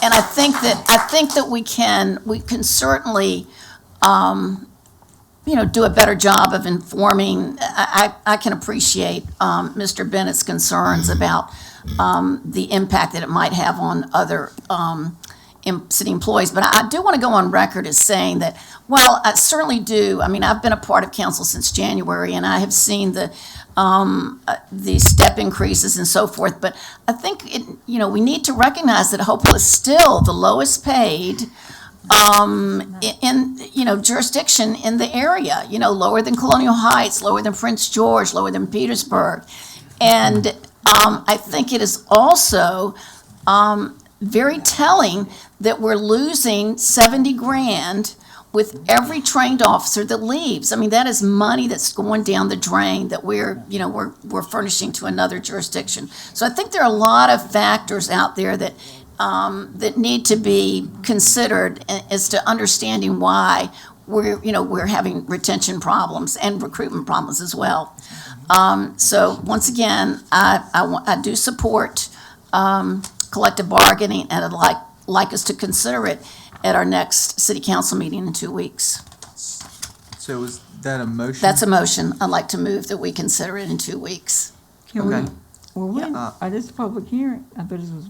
No, we closed the public hearing. We're in okay. discussion now. I'll second it. A friendly amendment, can you make it at least a month to allow time to get this up together? You mean in the middle? Right, because. It's really soon. I mean, seriously. I mean, I said 2 months. You say 2 Okay. weeks. Okay, I'm looking at my calendar. Okay. Yeah. The first Tuesday, the first meeting in November. It's the That's fine. 14th. It's the only meeting. It's the only meeting, but it's okay. 14th. The 14th? Yes. Okay, that's. Is that fair? Well, let's see. I mean, I'm looking at, the problem, if we want to communicate and understand, it's either 2 weeks or basically 4 weeks, depending upon the meeting, unless we call a special meeting to specifically consider it. I think should be a part of a regular council meeting. But,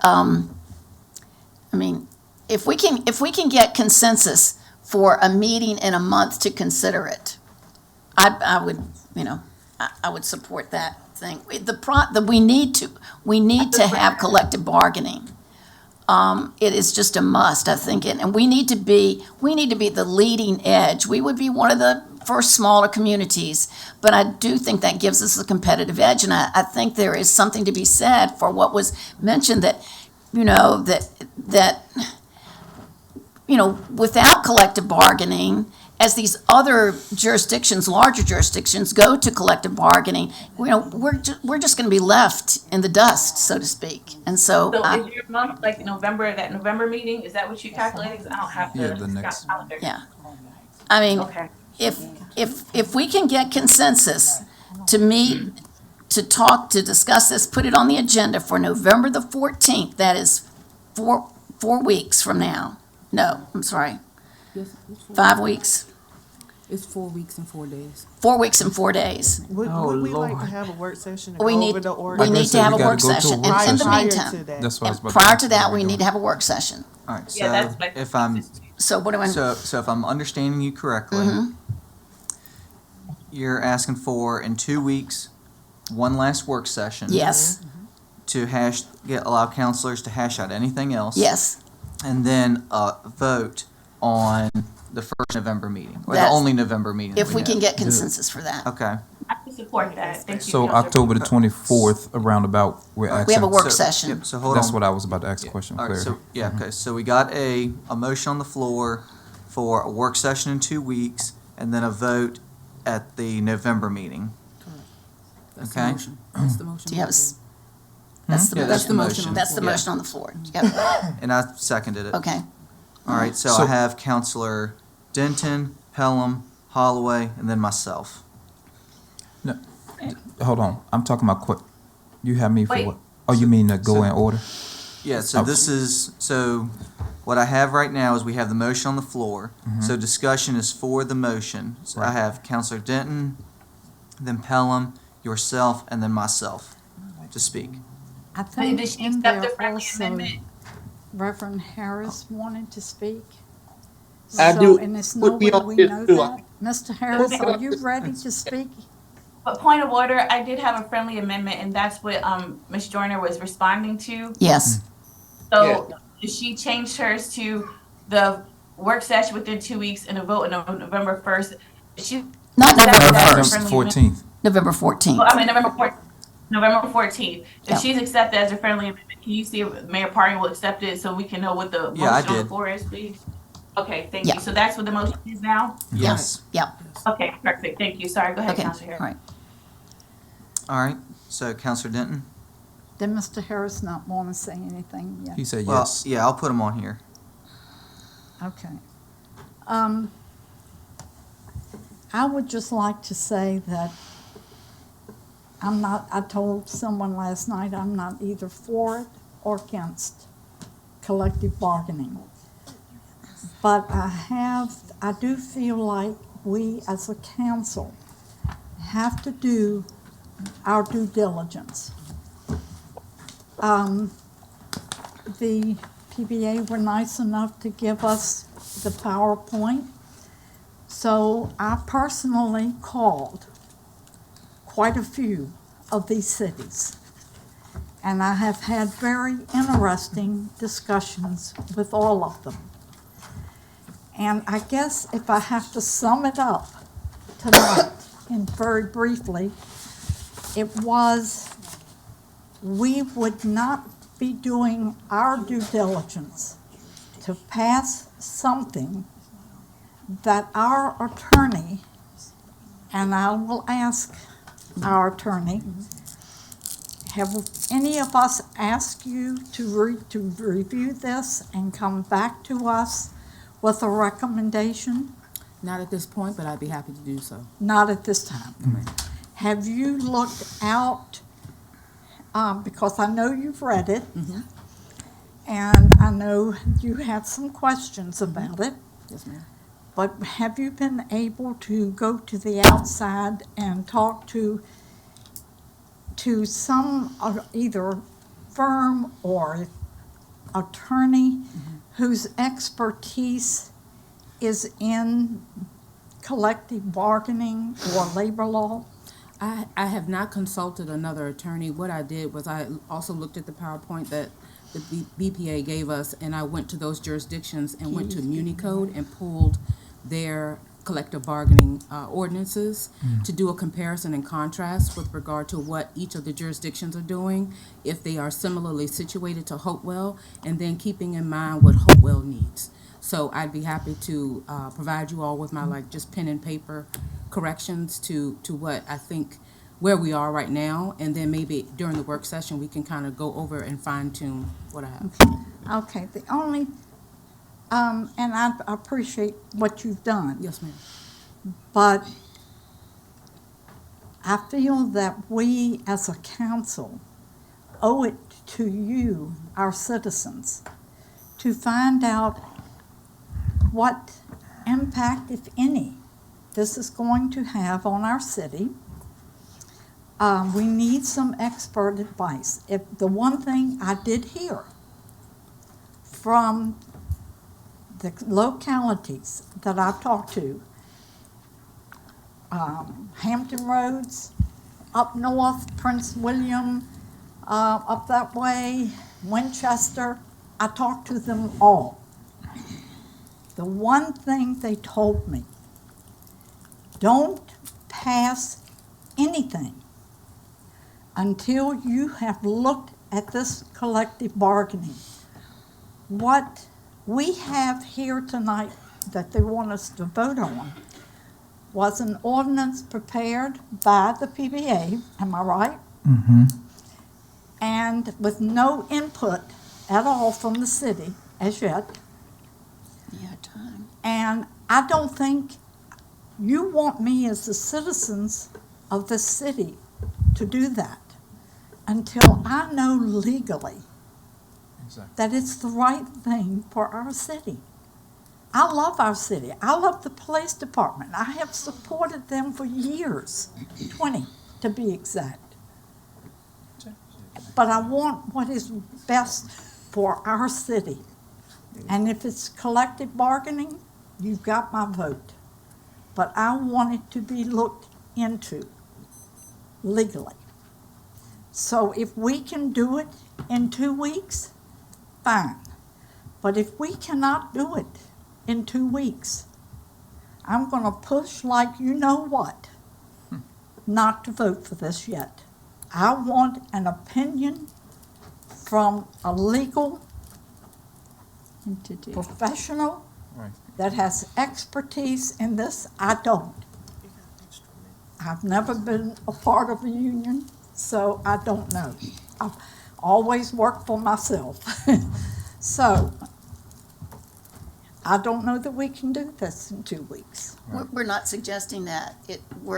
I mean, I don't know if we can get attorneys to get back to us if we reach out. If we can have that back in 2 weeks, we're gonna be at their mercy. There's actually a gentleman in the office who opposed it when you went to those other I mean, cities. I will not, What attorneys did you Well, get? Counselor Pell, let's let Counselor Denton finish. so I just want you to know, I'm not trying to delay it, but I'm not sure that's a realistic look. I don't want to put it off. I want it done as soon as possible. I'm ready for that. I think you all are ready for that. You deserve that. But I don't want to do it before we have done our due diligence. And I feel that what we're doing is going to be the best for those men that protect us, for our city, and for all of the employees of our city. I don't want to forget those either. They're all very important. So that's where I stand. Okay. Thank you. All right, Counselor Pelham? Yeah, I was wondering if we're gonna have a work session, is there difficulty in considering for all employees? Right. And that's something that we can add to the discussion? Absolutely. I mean, if you're gonna do it for one, I mean, that's what some of the employees want, the other employees want as well. And I just see collective bargaining as an opportunity for the police officers to get legal representation when there's a dispute in those areas of hiring, grievances, and those things, as well as they can suggest a salary. And the bottom line is when the rubber meets the road, we can only give what the budget allows, is what I'm told, and the way I read it, the ordinance. So that is a safeguard, and they can't strike. So if our budget can't fulfill what you're negotiating for the police officers, what then? It's still the bottom line, the city council's decision, correct? Right, okay. And also, just for the record, we got an email from Council Rita Joyner, who I really appreciate very much, who did a lot of research and comparing salaries and violent crimes across the board. And just for the public information, Hopewell pays the lowest salary of $51,000 starting salary, and Prince George pays $53,000. Colonial Heights pays $54,000, and Petersburg pays $53,456. But Hopewell has 120 violent crimes, and Prince George had 397, and Petersburg had 240. We had the lowest violent crime. Property crimes, we have 451. Prince George has 787. Colonial Heights has 709, and Petersburg has 738. Now, calls for service has been astronomical for us, was 125,000. I mean, that could be a dog crying at night or cat meowing or whatever, just a call for service. Our dispatchers were very busy. Prince George, because of land mass, I guess they don't get that many calls for services, 22,800. Colonial Heights, 25,000, and Petersburg, 52,300. But Starting salary, again, based on the number of violent crimes that we've had, is really comparable. It's a $2,000 difference in $3,000 in Colonial Heights and $2,000 in Petersburg. And like the Councilor Gore said, we also, on July the 1st, gave all our employees, we did a salary study and adjusted salaries accordingly. And in that same year, they got step increases as well. On November of 2000, it was not a while that anyone got a raise, and we got a salary adjustment for the police and fire on November the 21st in 2021. In December of 2021, we approved the step plan approval for all public safety. In January of 2021, we made another adjustment just for the police safety and police, starting from $46,000 to $49,000. In July of 2023, we gave the police safety officers 5% step increase, 2 steps. In July of 23, we also went from 49,000 starting police and fire officer to 51,000. And right now, do they get 53,000 is what this report says. Change it. From July the 1st, it's now changed to the fact that they start off at 53. Is that correct, Dr. Manker? No, ma'am. 51? That was the current staff that were already at 49. Okay, so they got 43. 53. 53, everybody else starts at 51. So don't say that we haven't, as a council, supported the police officers. It might not have been as much as everybody wanted, but considering they're one prong under an umbrella, one prong. And it's public safety, and it's most important to me too, because of our children, especially in the gun shootings. But I think we've done our part with the police officers as much as we could, based on our budget, our tax. People come up and say they want a tax increase, but when it comes to it, they really don't. And so, collective bargaining, I'm 50-50 too, 75% probably yes, but right now, I want to hear it out as well.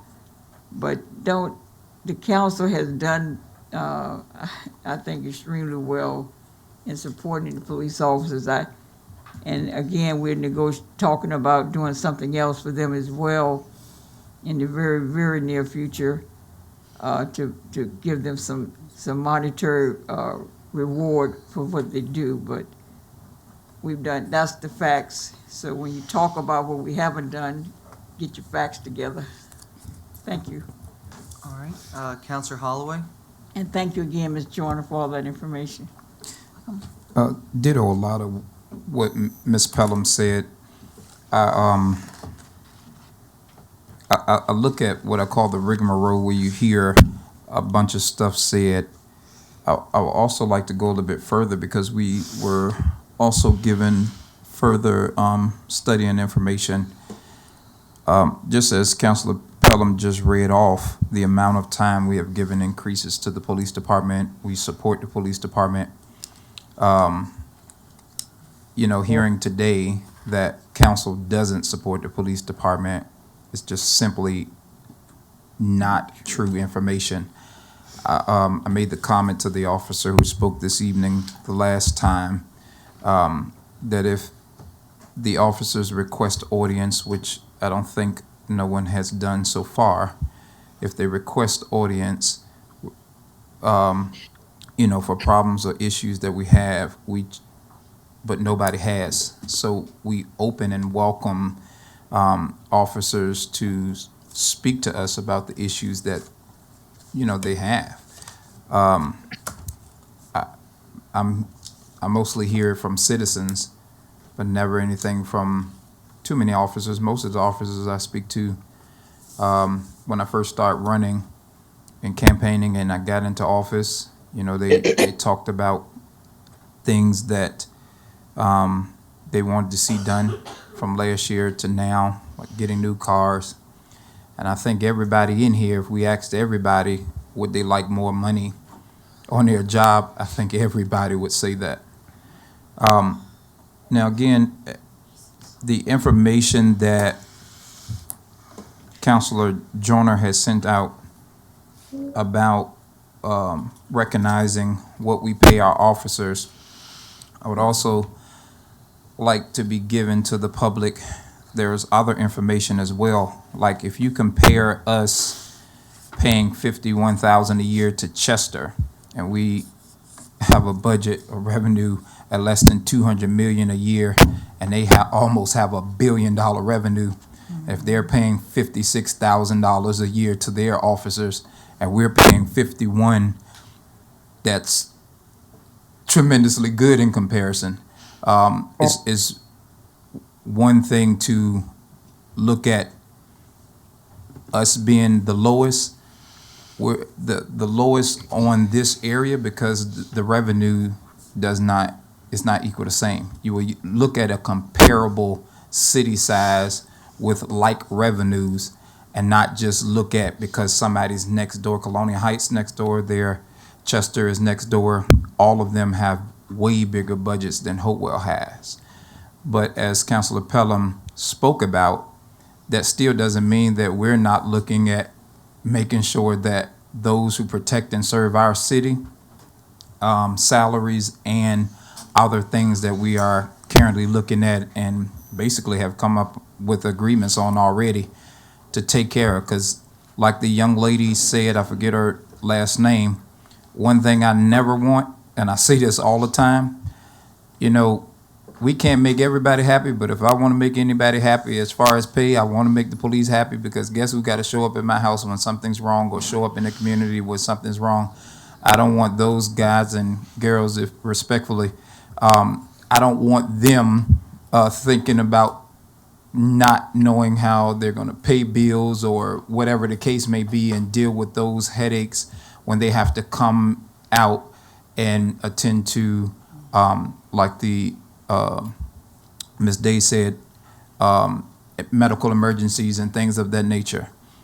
So I definitely want to say today, I want to make it very clear, I am 100% in agreement with collective bargaining, no doubt, 1,000% about it. I just want to make sure that we're doing it the right way, as Councilor Denton had voiced. So again, collective bargaining definitely 100% accept that. And for a moment of clarification, Ms. Charnack, I do a lot of peace walks, and Council Holloway. yes, I'm directing. No, I'll say, Yep. you're not supposed to be talking to any citizens in the public. Well, I won't call your name. She's calling my name. Guys, All right. seriously. Okay, well, I can go on to say what I'm going to say. Your 3 minutes are up at this point. Do a lot of peace walks, and today I Councilor just Holloway, got your back 3 minutes are up. from the VML today, so I could not Councilor attend Holloway. that specific VML. God bless you. Mr. Harris, please. All right, so you got myself, Counselor Harris, and then Counselor Joyner. So I am supportive of collective bargaining, and I was ready to vote for this tonight and vote in favor of it. But because I do care about the police, and I do care about making sure that you guys have the tools at your disposal to make sure that you have fair representation and that you do have a voice, I want to make sure that this comes forward successfully. And if that means we have to have another work session in 2 weeks, and if that means that we have to have, the final vote in a month, I'm willing. I know it's probably very unpopular, but I'm willing to vote in favor of that in order to give this another fighting shot for passage. And I do think that, looking at what Councilor Joyner did send out, there's a lot of other states that have successfully implemented this, and it's been a great recruiting and retention tool for police departments. And with being 15 officers down, I'm willing to give anything and everything a chance. And I hope in the next couple weeks that counselors can have all their questions and concerns answered, and we can hopefully successfully adopt this. Counselor Harris? Yes, I'm listening to a lot of talking in regards to what collective bargaining. But one thing that I want to point out that has not been pointed out is that what collective bargaining is about. Okay? Now, what collective bargaining is about really is our citizens' rights. Okay? It is our citizens' right to have collective bargaining. Citizens It and is the law. employees. It is the law of our land. Okay? It is the law of our land. So for me to be against collective bargaining would be me depriving my citizens of their rights, and I'm not going to do that. I'm for collective bargaining. I've been for it since all my life. And what it is that we need, what I don't want is anybody to be misled about how it works. And some of the questions that I'm hearing right now, I know that there's an 18-page document out there that would answer some of the questions that we've had tonight. I've looked through it. I want to make sure that our coverage is clear to all our citizens. That's why I want to have an opportunity to make sure that you can ask the questions that you have. If somebody said, what happens if we don't come up with an agreement? It's answered in the ordinance, okay? Okay, we can strike, what can we do? It's answered in the ordinance, okay? And a lot of individuals don't understand what happens in regards to collective bargaining. What it does is it guarantees each one of our citizens the opportunity to have a seat at the table to discuss their standard of living. Okay? So I am for doing whatever we need to do to make sure that our public is educated to the point where not only will we have collective bargaining, and when I hear all the pro-unionism in this town tonight, I'm just wondering why we won't do something to get rid of this right to work status. That's all, and I'm done. Okay, Counselor Joyner? Yeah, I have one comment, and then I want to say that when I was doing my research and I looked at the budgets for fiscal year '24, of the localities that I looked at, Hopewell had the largest budget, okay? So, Police budget. Police budget had the largest No, police don't- budget. don't- So, not largest overall police budget. budget. No, not the whole budget, but the largest police budget. So I think, that, I want to say that. I'd like to call for the vote. Okay. Is there any objections to the call to the vote? I do. I have one request from city manager. Okay. All right, well, let's do the call for the vote first, and then if it fails, we'll allow you to ask the question. Roll Well, call. I objected for the call for the vote. That's what I'm saying, now we've got to hold a vote to see, Oh. to move forward, if we can move forward with it. I'll just send the email. It's fine. Okay, so are you pulling back your objection? Yeah, it's fine. Okay. It was just a request, but go ahead. Okay, so this is an actual vote for holding the work session in 2 weeks and then the final vote at the November meeting. So I got a question. Well, we've got the call for the vote on the floor. Madam Clerk, roll call, please. Counselor Denton? No. Counselor Pelham? Just to vote to This is call for for the vote. No, this is for holding the work session and then a final vote on. Yeah. Okay, The final vote in November, right? November, correct. Yes. Counselor Holloway? So we're doing a work session, but we have to vote for it in a month, even if we don't have the full information or agreement. We can be flexible. We can, Otherwise, we can do it. So is that what we're doing? We're guaranteeing that we're gonna vote on it even if we don't have all the information? That's what we have set up. No. Counselor Joyner, Yes. Counselor Harris, Yes. Mayor Parton, Yes. Vice Mayor Gore. A point of information, sorry. I heard Counselor Holloway's question. Just to be clear, I'm for this because that was the Right. request I had. But if we don't get the information and we want to push it back, we have every right to do so, right, Madam Attorney? Yes, ma'am. But that was his question. He was Yeah. told no. Yeah, you'll have to have another vote on it. Right, but I was Because just giving we're two different making the answers motion then. right now to set the dates. So then, if this is not, we don't get everything and council changes their mind, there will have to be another vote to change it. Right, that's why I asked, but y'all said no, so it's yes. Yes, you had. So Yes, I'd like we'll to- have to have another vote. So I'd like to Yeah. call back my vote and say yes.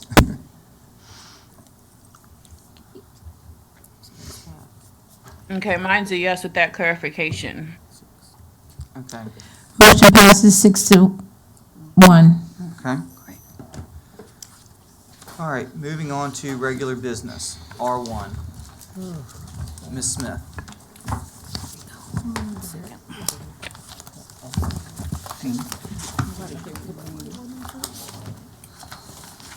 Thank you. City Council, for your consideration, you have before you, and Madam Clerk, if you could put my PowerPoint up. For your consideration, you have an amendment to the city's sewer use connection fee ordinance that's already in existence. Changes here are where a property owner divides a parcel of land into 2 or more lots. And there is an available sewer line when the secondary lot does not have a pre-existing sewer line. The connection fee would remain the same at $2,026 to be paid in advance. However, where there is a pre-existing sewer line connection in that same example, the proposed change would be that the fee would drop to $200 only since there's already a connection to the sewer line. That would be the only change. I am asking for City Council's action on the proposed ordinance changes and happy to answer any questions you all may have. Okay, are there any questions? Okay, seeing no lights, is there a motion to approve the amendment to the connection sewer fee ordinance as presented? So move. I'll second it. All right, any discussion? Seeing no lights, roll call please. Counselor Denton, Yes.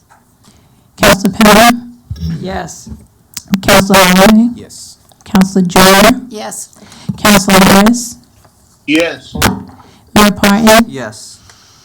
Vice Mayor Gore. Yes. Motion passes 7-0. Thank you, City Council. R2? For R2, City Council, you have for your consideration a proposed amendment to the city's pre-existing ordinance for the transient occupancy tax. The additions include, I'm sorry. Just for clarification, well, the motion to extend the meeting was to get to which item? CR1. CR1. CR1? Okay, let me make sure. Sorry, make sure. Bye. That's okay. That's okay. Additions to the transient occupancy tax ordinance include changes to definitions with the addition of commission and revenue, definition of a person, retail sale, room charges, accommodations provider. The amendments also include added job responsibilities for the commissioner of revenue. Namely, in section 34-156, she must report information to the Virginia Department of Tax. And she must maintain a list of hotels in the city of Hopewell, hotel owners in the city of Hopewell. And there's also a requirement that a copy of all rules and regulations will be kept in her office for citizens. The proposed changes would bring the city's ordinance into compliance with state code, and the changes were worked on collaboratively with the Commissioner of Revenue, Ms. Reason, and myself. Action is being requested on the proposed changes to the existing ordinance, and I'm happy to answer any questions City Council may have. Okay. Are there any questions for the city attorney? Seeing no lights. Is there a motion to approve the amendments to the transient occupancy tax ordinance as presented? So moved. Okay. Motion's been made by Counselor Joyner and seconded by Counselor Denton. Any discussion? Seeing no lights, roll call, please. Counselor Denton? Yes. Counselor Pelham? Yes. Counselor Holloway? Yes. Counselor Joyner? Yes. Counselor Harris? Yes. Mayor Parton? Yes. Vice Mayor Gore? Yes. Motion passes 7-0. So the very last item that I have for city council tonight is with regard to the FOIA policy and adoption of a possible policy change. For your consideration, there's a request for you all to adopt a FOIA policy as is required by recent changes to the Virginia General Assembly requirements. Specifically, the General Assembly is requiring every city, county, and town to formally adopt a FOIA policy and then post that policy to the city's website. This requirement will allow citizens to be aware of any fees associated with FOIA requests and how they are calculated, most importantly. Currently, the city's policy is that citizens are charged the hourly rate of the employee that provides the documentation and/or materials, plus recoverable items like postage or a thumb drive or something along those lines. The options that City Council has are to keep it at the hourly rate of every salaried employee who pulls the information. You all can adopt a flat hourly rate regardless of the employee's salary, or a flat rate per page. Council action is requested on this matter as well, and I'm happy to answer any questions. Okay. Are there any questions for the city attorney? Yeah. Okay, Counselor Holloway? I was just thinking about something. I think we need to add some type of addendum that would help with senior citizens and/or I don't know what else, but especially like senior citizens or those who are disabled, because those prices may not be affordable to persons who are on fixed income and things of that nature, if the council agrees.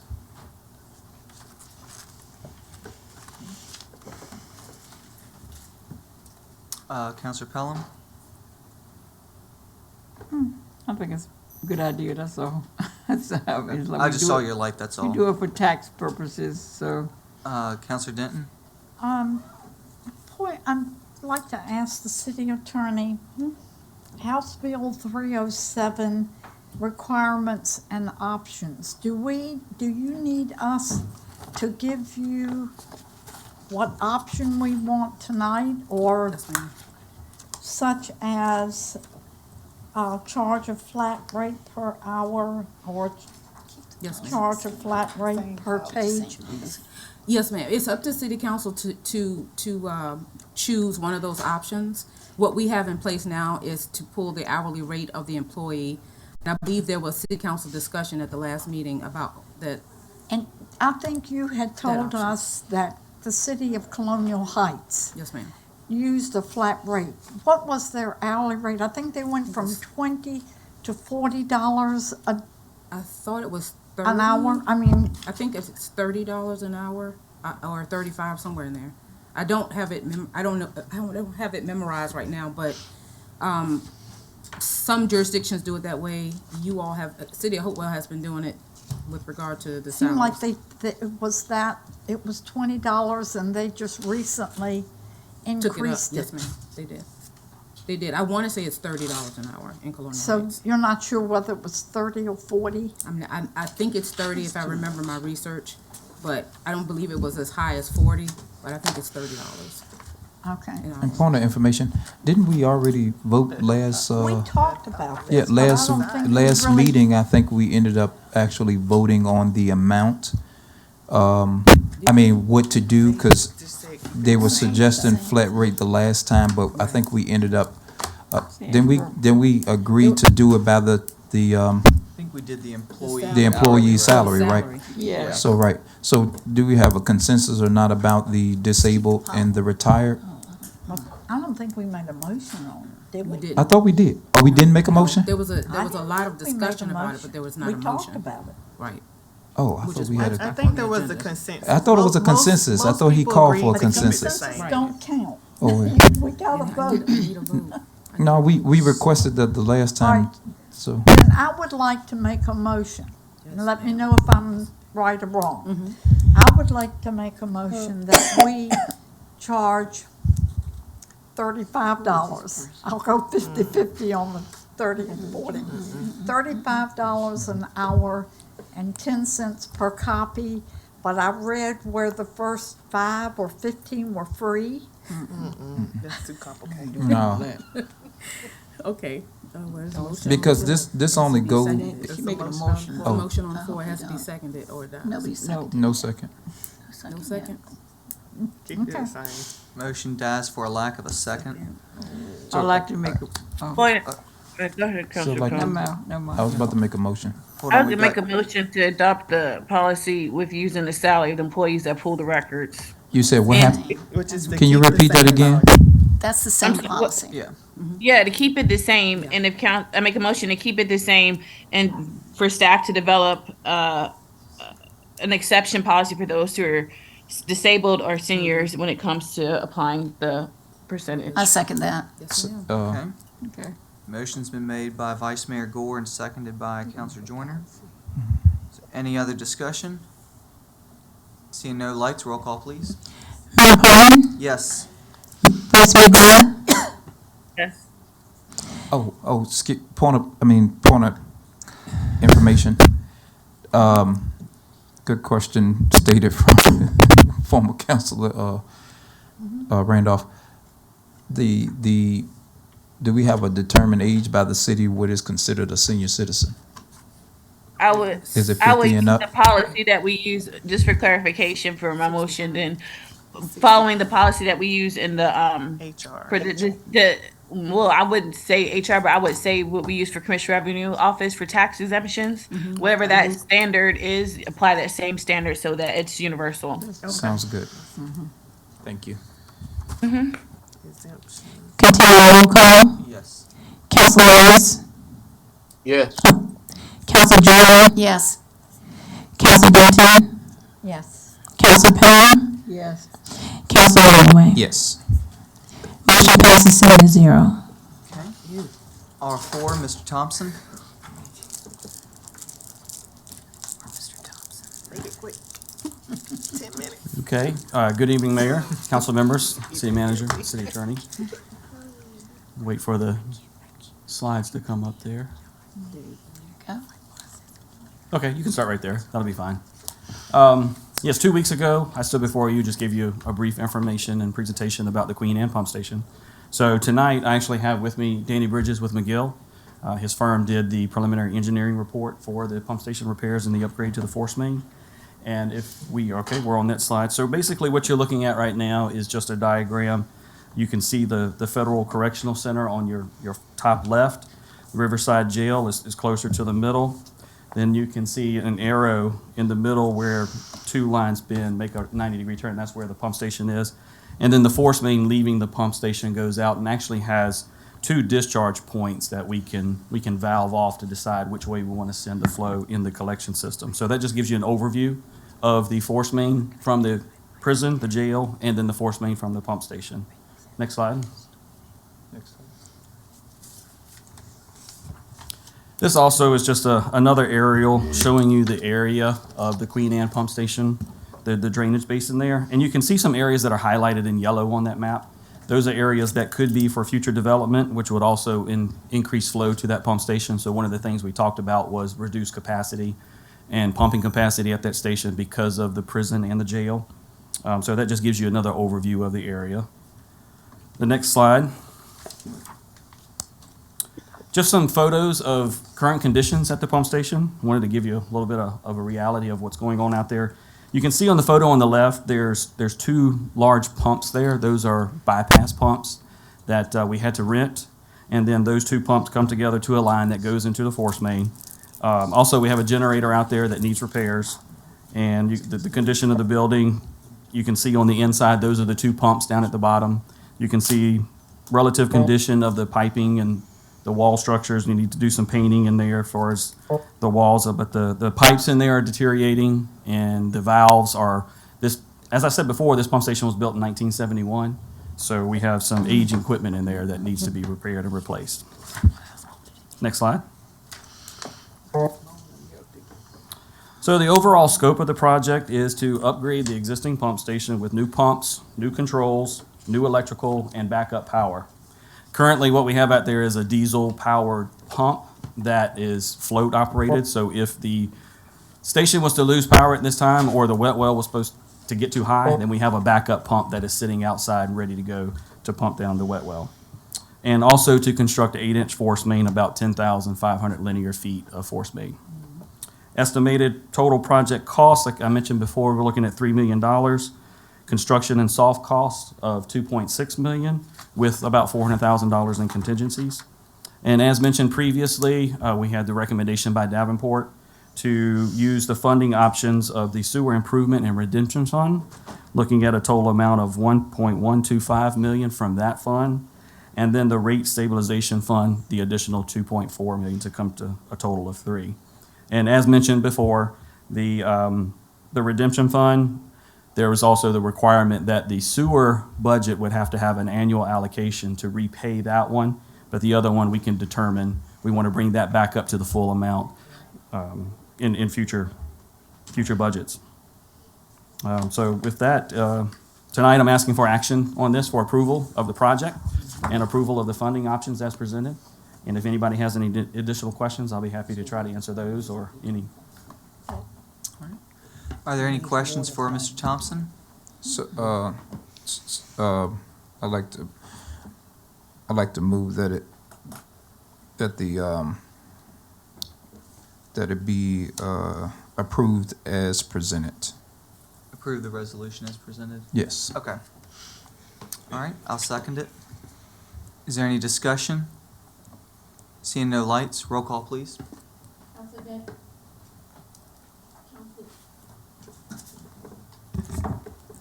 Counselor Denton? Yes.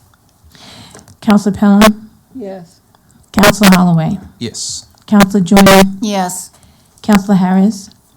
Yes. Mayor Parton? Yes. Vice Mayor Gore? Yes. Motion passes 7-0. Thank you all. Okay. All right, and then the last item is Counselor request, Vice Mayor Gore. All right, guys, I'll try to keep this short. Thank you. Put the discussion on the agenda for us to talk about the retreat. You'll notice I did not include any backup documentation because it's discussion-based. I did not want to be preemptive and just put information in. So I'll say, since my time on council, since 2012, we've had 2 different retreats. Both times, council got to pick who would help develop and plan it. I started to say 3. The last one administration did. I don't recommend that route, though. I recommend that council pick who will work with the state manager and the city clerk to develop the retreat. So I would say the first 2 times I also helped in developing what the retreats look like with council's input. So essentially up for discussion today, 1, we need to decide if council is in agreement to hold a retreat. I would recommend that we look at the beginning of next year due to the holidays and some of the other conversations we have pending right now. But I'll defer to council if you guys want to do that, what time of year that would be. But then also I would recommend that we look at doing a 2-day retreat. Typically is what we do. Day 1, we historically have held a dinner in the afternoon to allow people to get back from work. We have like an evening retreat to start off, and then the next day we have a full day. So that's typically what we do, like on a Friday and a Saturday. However, we can do a Saturday and Sunday. It just depends on what council would like to do. Additionally, when we had retreats, we had discussions about whether or not we wanted it to be in town or out of town. I would say historically the recommendation has been for us to go out of town to limit distractions. Of course, for this type of event, it has to be open to the public. However, we talk about limiting distractions. We're talking about having to go home or go get kids or do things or have things on your mind when you're local to the area that would kind of distract you from wanting to really focus on the meeting at hand. With that, I'll say that in the past, we've had parts of the retreat where we focus on Robert's Rules of Order, bringing a trainer to talk about that. We talk about the city strategic plan. We talk about some other initiatives that are important for us to discuss. I personally recommend we talk about Robert's Rules of Order and council rules just to make sure. I know we're talking about council rules now, so that will take the bulk of it off. But Robert's Rules of Order and just having a refresher for everyone in terms of what our role is, especially with us having new staff here, to make sure everyone understands the role of the government that we have. What is the role of admin? What is the role of the clerk's office? What is the role of city council, etc. And then also talk about the main objects that you guys would like to have discussed for a group discussion, or even planning wise, what we would like to look at in the next couple of years and what we want to hit on. I would like to be a part of the planning committee to take suggestions to help move this forward and bring it back to council for you guys to decide on how you would like to proceed every step of the way. I do not recommend that you just appoint someone to go off and do it and we come back and find the agenda already developed. I think it should be at least 2 council members working with the city attorney, city manager, and the clerk, and to come back with the recommendations for council after we have received council's feedback in terms of what you would like to have discussed or how to have this event planned. So with that, I would say I would like to first begin with saying, is any particular questions anyone has about a retreat, what typically goes involved in this? And then I would like to ask questions to get a consensus. So the first question I have is there any general questions about a retreat? Why is it needed? And the scope of it that I can answer. And then I would like to go around and poll to get a consensus for different things. I have a question. Yes. I'm on? Yes. Okay, I don't have any a problem with having a retreat. What I have a question is why has it taken this long for it to come up? Because it's not a standard thing, I guess you can say. So when I joined council in 2012, then Mayor Christina Lubin Bailey and Ms. Pelham, Councilor Pelham, they suggested it. I was lucky enough to be involved in that process. I had some ideas as well from campaigning and talking to people. Then after that, the next one we had was trying to get the strategic plan. For those who may or may not know, council before allowed me the ability to help spearhead like the town halls for a strategic plan to bring that information back to council, and then council as a body pushed it forward. So I was involved in that process. But then this last council administration, it kind of stopped. So it has not been like a standard thing that we've had in place. I would say the prior, not this former council, but the one before that was more in agreement with working on the strategic plan, but changing elections, changing philosophy and things like that, it just didn't stick. And then there was differences of an opinion how the town halls were organized, how we should do it. And so there really wasn't consensus building. I think people wanted to do it, but I think that there was so much drama and just opinions about stuff that honestly was made to divide council as opposed to us working together that we couldn't come back on the same page. So I would probably offer that to you, but I would recommend this be a standard thing whenever a new council comes on board, that within the first 6 months it'd be a retreat. Yeah, well, I agree, especially when you had 3 new councilors. I would have thought that that would be one of the first things that we would do, but it never was mentioned. Like you said, we came off with a full agenda of things, through budget and interim city managers and stuff like that. So I understand us getting bogged down, and now us having our priorities with the audits. I understand all of that, but I still think that us working together as a council is still significant. So that's all I pretty much got to say. I just want to know what's the next step in regards to getting this thing organized for 2024. Sure, I can answer that, but before I do that, I just want to make sure, does anyone else have any general questions about a retreat before I go into the consensus, getting consensus? Councilor Holloway has his light on. Yes, so when we plan on doing this retreat, will we be talking to that city and or town, county, or whatever that we'll be having the retreat in, to let them know that we're there No, Just- because we're just going to, no, we wouldn't do that. It's just us renting a space to go meet or having a space given to us to meet. So for example, the last one we did, we held on Fort Lee, the Garrison commander, Holly, she allowed us to use her space to meet. So no, it's just a matter of us renting a facility or having a facility gifted to us. Well, that's what I was. You said no, but then you kind of said yes, because my whole purpose was to ask if the place, if wherever we were going may have had a place for us to utilize, but never mind. You answered it. Yeah, your question. I thought your question was, are we going to notify the county or city we're Well- going to? That so I answered that way, but Right. sorry if I misunderstood your question. But if you're talking about renting a wherever we're going to go, we're going to rent it. So that goes back to one of the questions I asked. So if you can hold on, Councilor Holly, and let me know if when I get to this point, if I've answered your question or not. You did. No, I was saying you did end up answering it with the last Okay.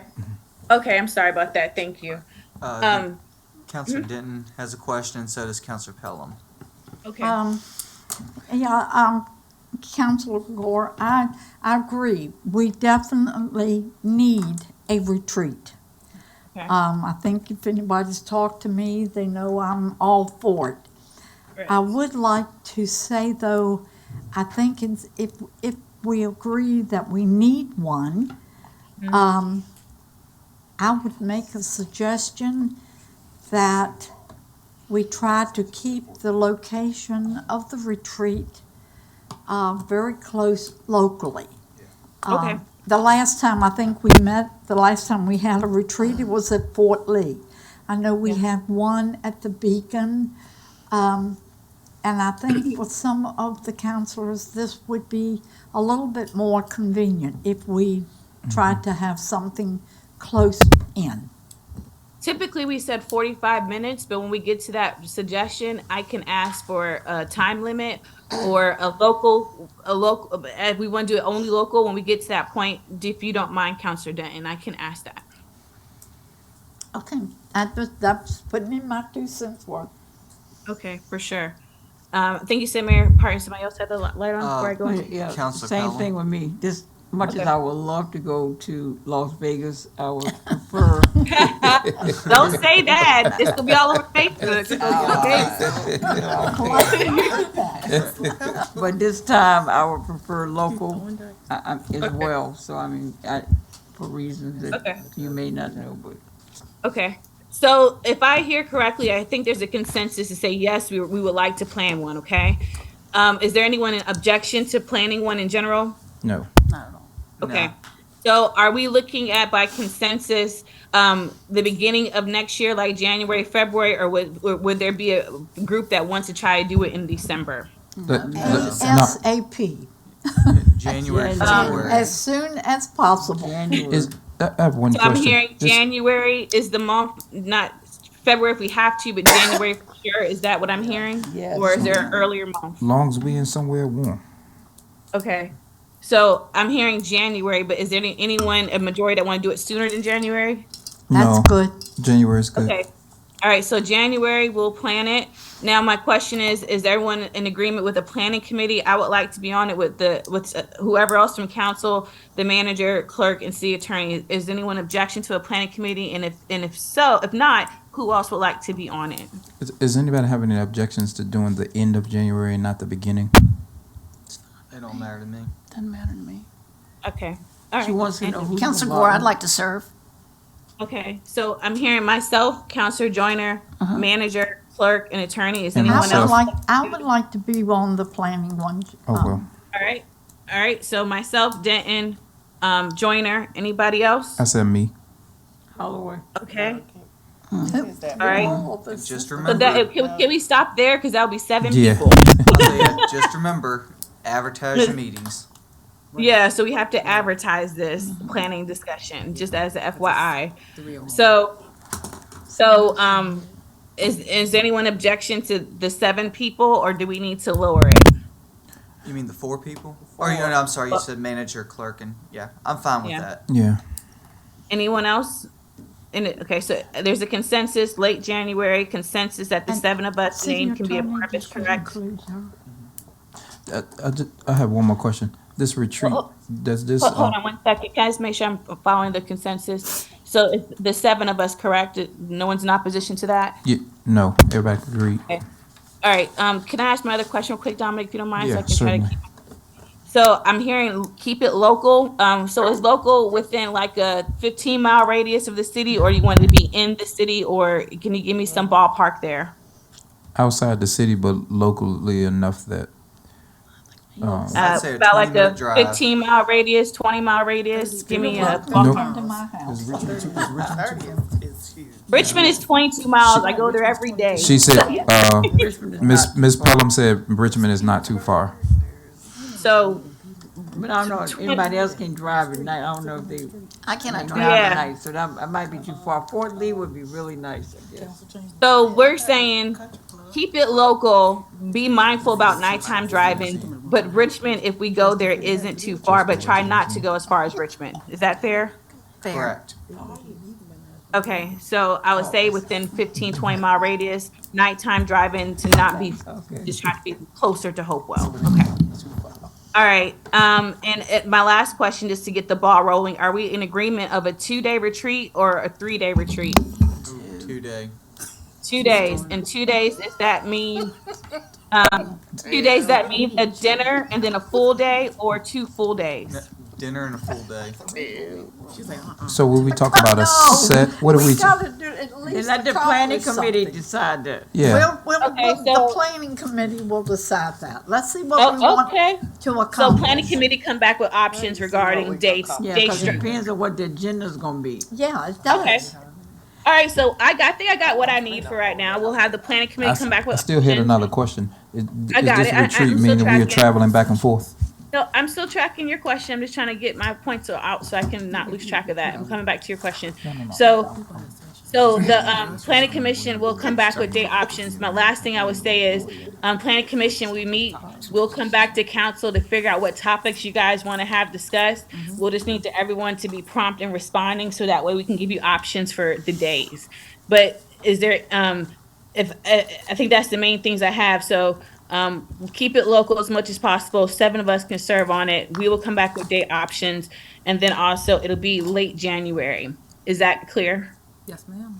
Yep. All right. All right. So Counselor Holloway, I'm sorry. Go ahead. You might have answered the question. I was just trying to figure out if this was something, if it was like 2 or 3 days, if we were staying somewhere, if we were coming back and forth. That's, No, It was- typically Come back and we forth. just drive back. Yeah, we drive back all right, at so we night. need to do 2 days, not 3. This is as close as possible. 7 of us can serve on it. Okay, so that's right. Anyone else have any objections? So we're driving back every night, right? We're not staying anywhere. Correct. And then you have Counselor Pelham that has a question. Okay, thank Before I you. forget, Dr. Manfred, we used to have Council Gore, can you pull up that old to-do list that we used to have when we didn't get things done? And we never, I haven't seen that in a long time. The pending So list? to make sure that's incorporated into the She said agenda. the pending list. Yeah, Okay, pending list, pending that's what it was called, yeah. Make sure that's included in the agenda when y'all plan. All right, so pending list, add that as one of the agenda topics. Got it.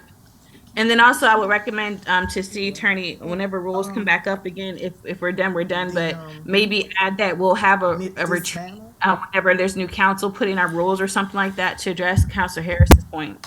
Okay, Charles looked. that's Then fine. you had 3 months of the Looked into that. beginning of a So you new can put it session. into our rules, so Right. that way it's at least there. That's fine. Okay. Anything else? No, but before we close out tonight, can we go Thank you, back guys. to reports and council requests and all that, Mr. Mayor? Well, you skipped over it in the Well, agenda. I need a motion. No, you don't, because you said you go up through C1, and that was Yeah, you before skipped it. C1. We just skipped it. Mm-hmm. You adopted the agenda. I just said one. I'm just saying, There's nothing to You report skipped it. out. It's empty. I don't have any. All right, I let's didn't see see where. anything. It was under the Exactly. regular It was business. after- That's under, y'all splitting hairs here. That's normally what we do under other council communications. well, it's Yeah, it's after under Queen Anne regular Pump business, Station, Queen so Pump It's Station. on this agenda, and we skipped it. reports. Because we extended the meeting. No, just make a motion to say that you would like to have closing comments. Okay. You finished, Ms. Gore? Is she finished? Yeah, I'm good. Thank you. Mm-hmm. I would like to make a motion to have closing comments by counselors. Okay, I'll second it. Any discussion? Seeing no lights, roll call, please. Counselor Denton, No. You always do that. Oh, no. Counselor Pelham, Yes. Counselor Holloway, Yes. Counselor Joyner, Yes. Counselor Harris, Yes. Mayor Parton, Only for you, Counselor Pelham, yes. I forgot what I wanted to Vice say. Mayor Gore, No, she did not just say she forgot what she was going to say. Yeah.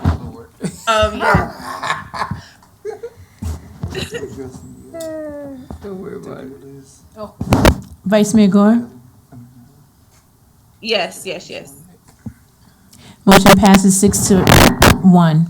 Okay, so we'll start with Counselor Joyner this time. Okay, sure. Okay, well, I would like to, first of all, thank all of the citizens that came out this evening to speak on behalf of collective bargaining.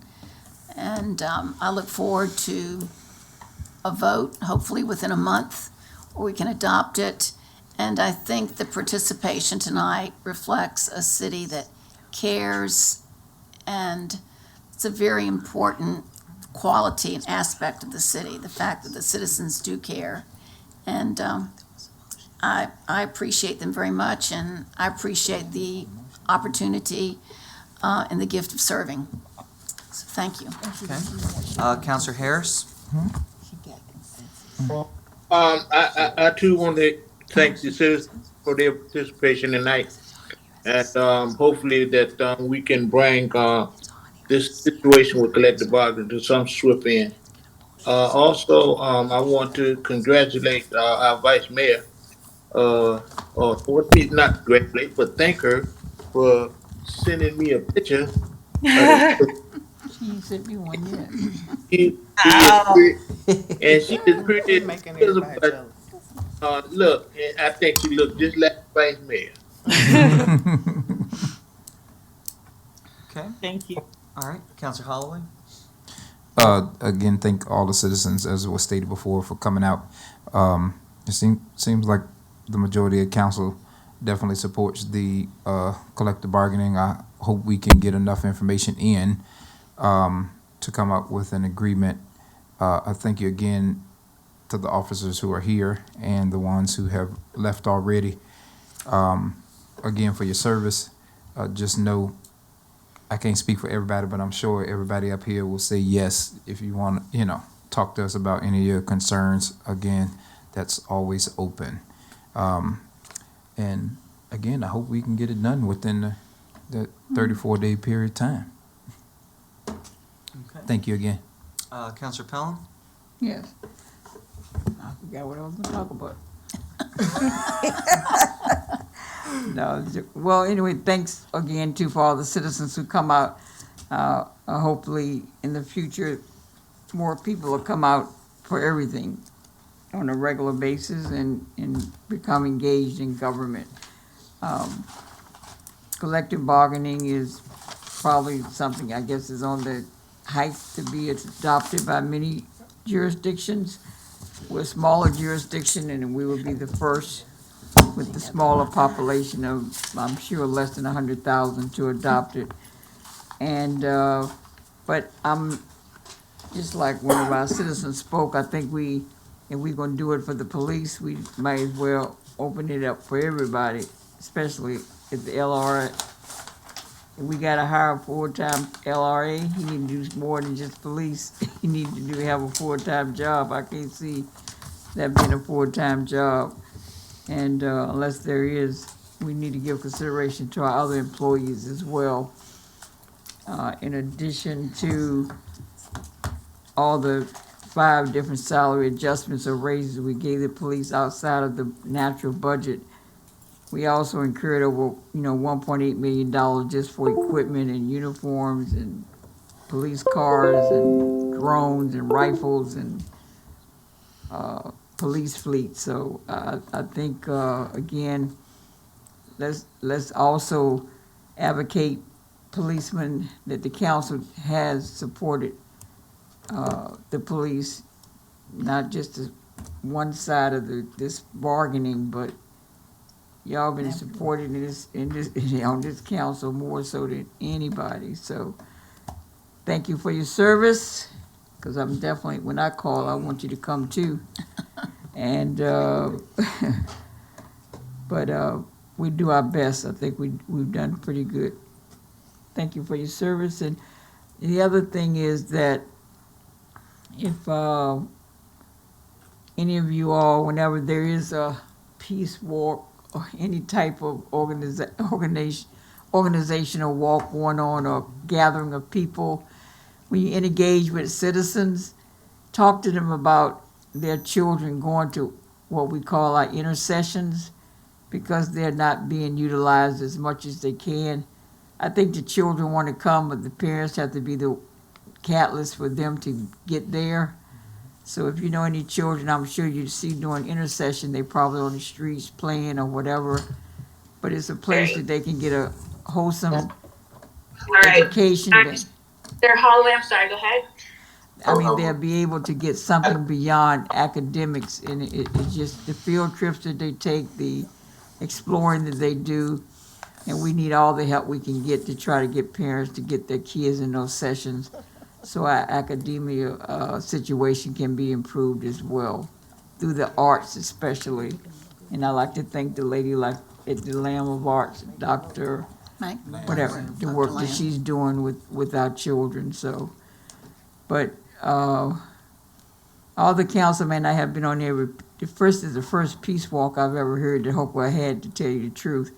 But I've been on a whole bunch of walks against crime and a whole bunch of other stuff, initiatives that we've done throughout the years.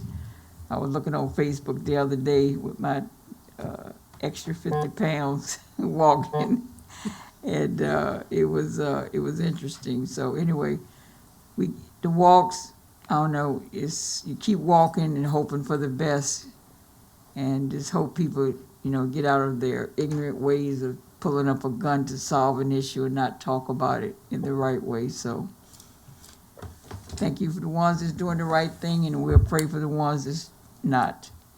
Have a good evening. Sir, Mayor, can I do a quick shout out to the Sumner Police? Right quick, I forgot to say this in my comment. Okay. I forgot, what's your last name again, officer? Costello. And to Costello, I see him out quite a bit, and a lot of the officers, engage with throughout the city and the sheriff department as well. But this gentleman is always, I think, what they call the explorers, I believe they're called. And he's always with them. I see him use some of his own money, and I'm pretty sure there's other officers and people who do it as well. But oftentimes, like out at the games, he's pulling out money, his own money, and sacrificing it to the young people. And I see they're usually quite excited. He's very engaged. So thank you to all of the officers and sheriff department who are doing community work for the youth. It's very important. So thank y'all. Okay, Councilman. Sure. Your turn. I would just like to echo Councilor Pelham and thank all of you for coming tonight.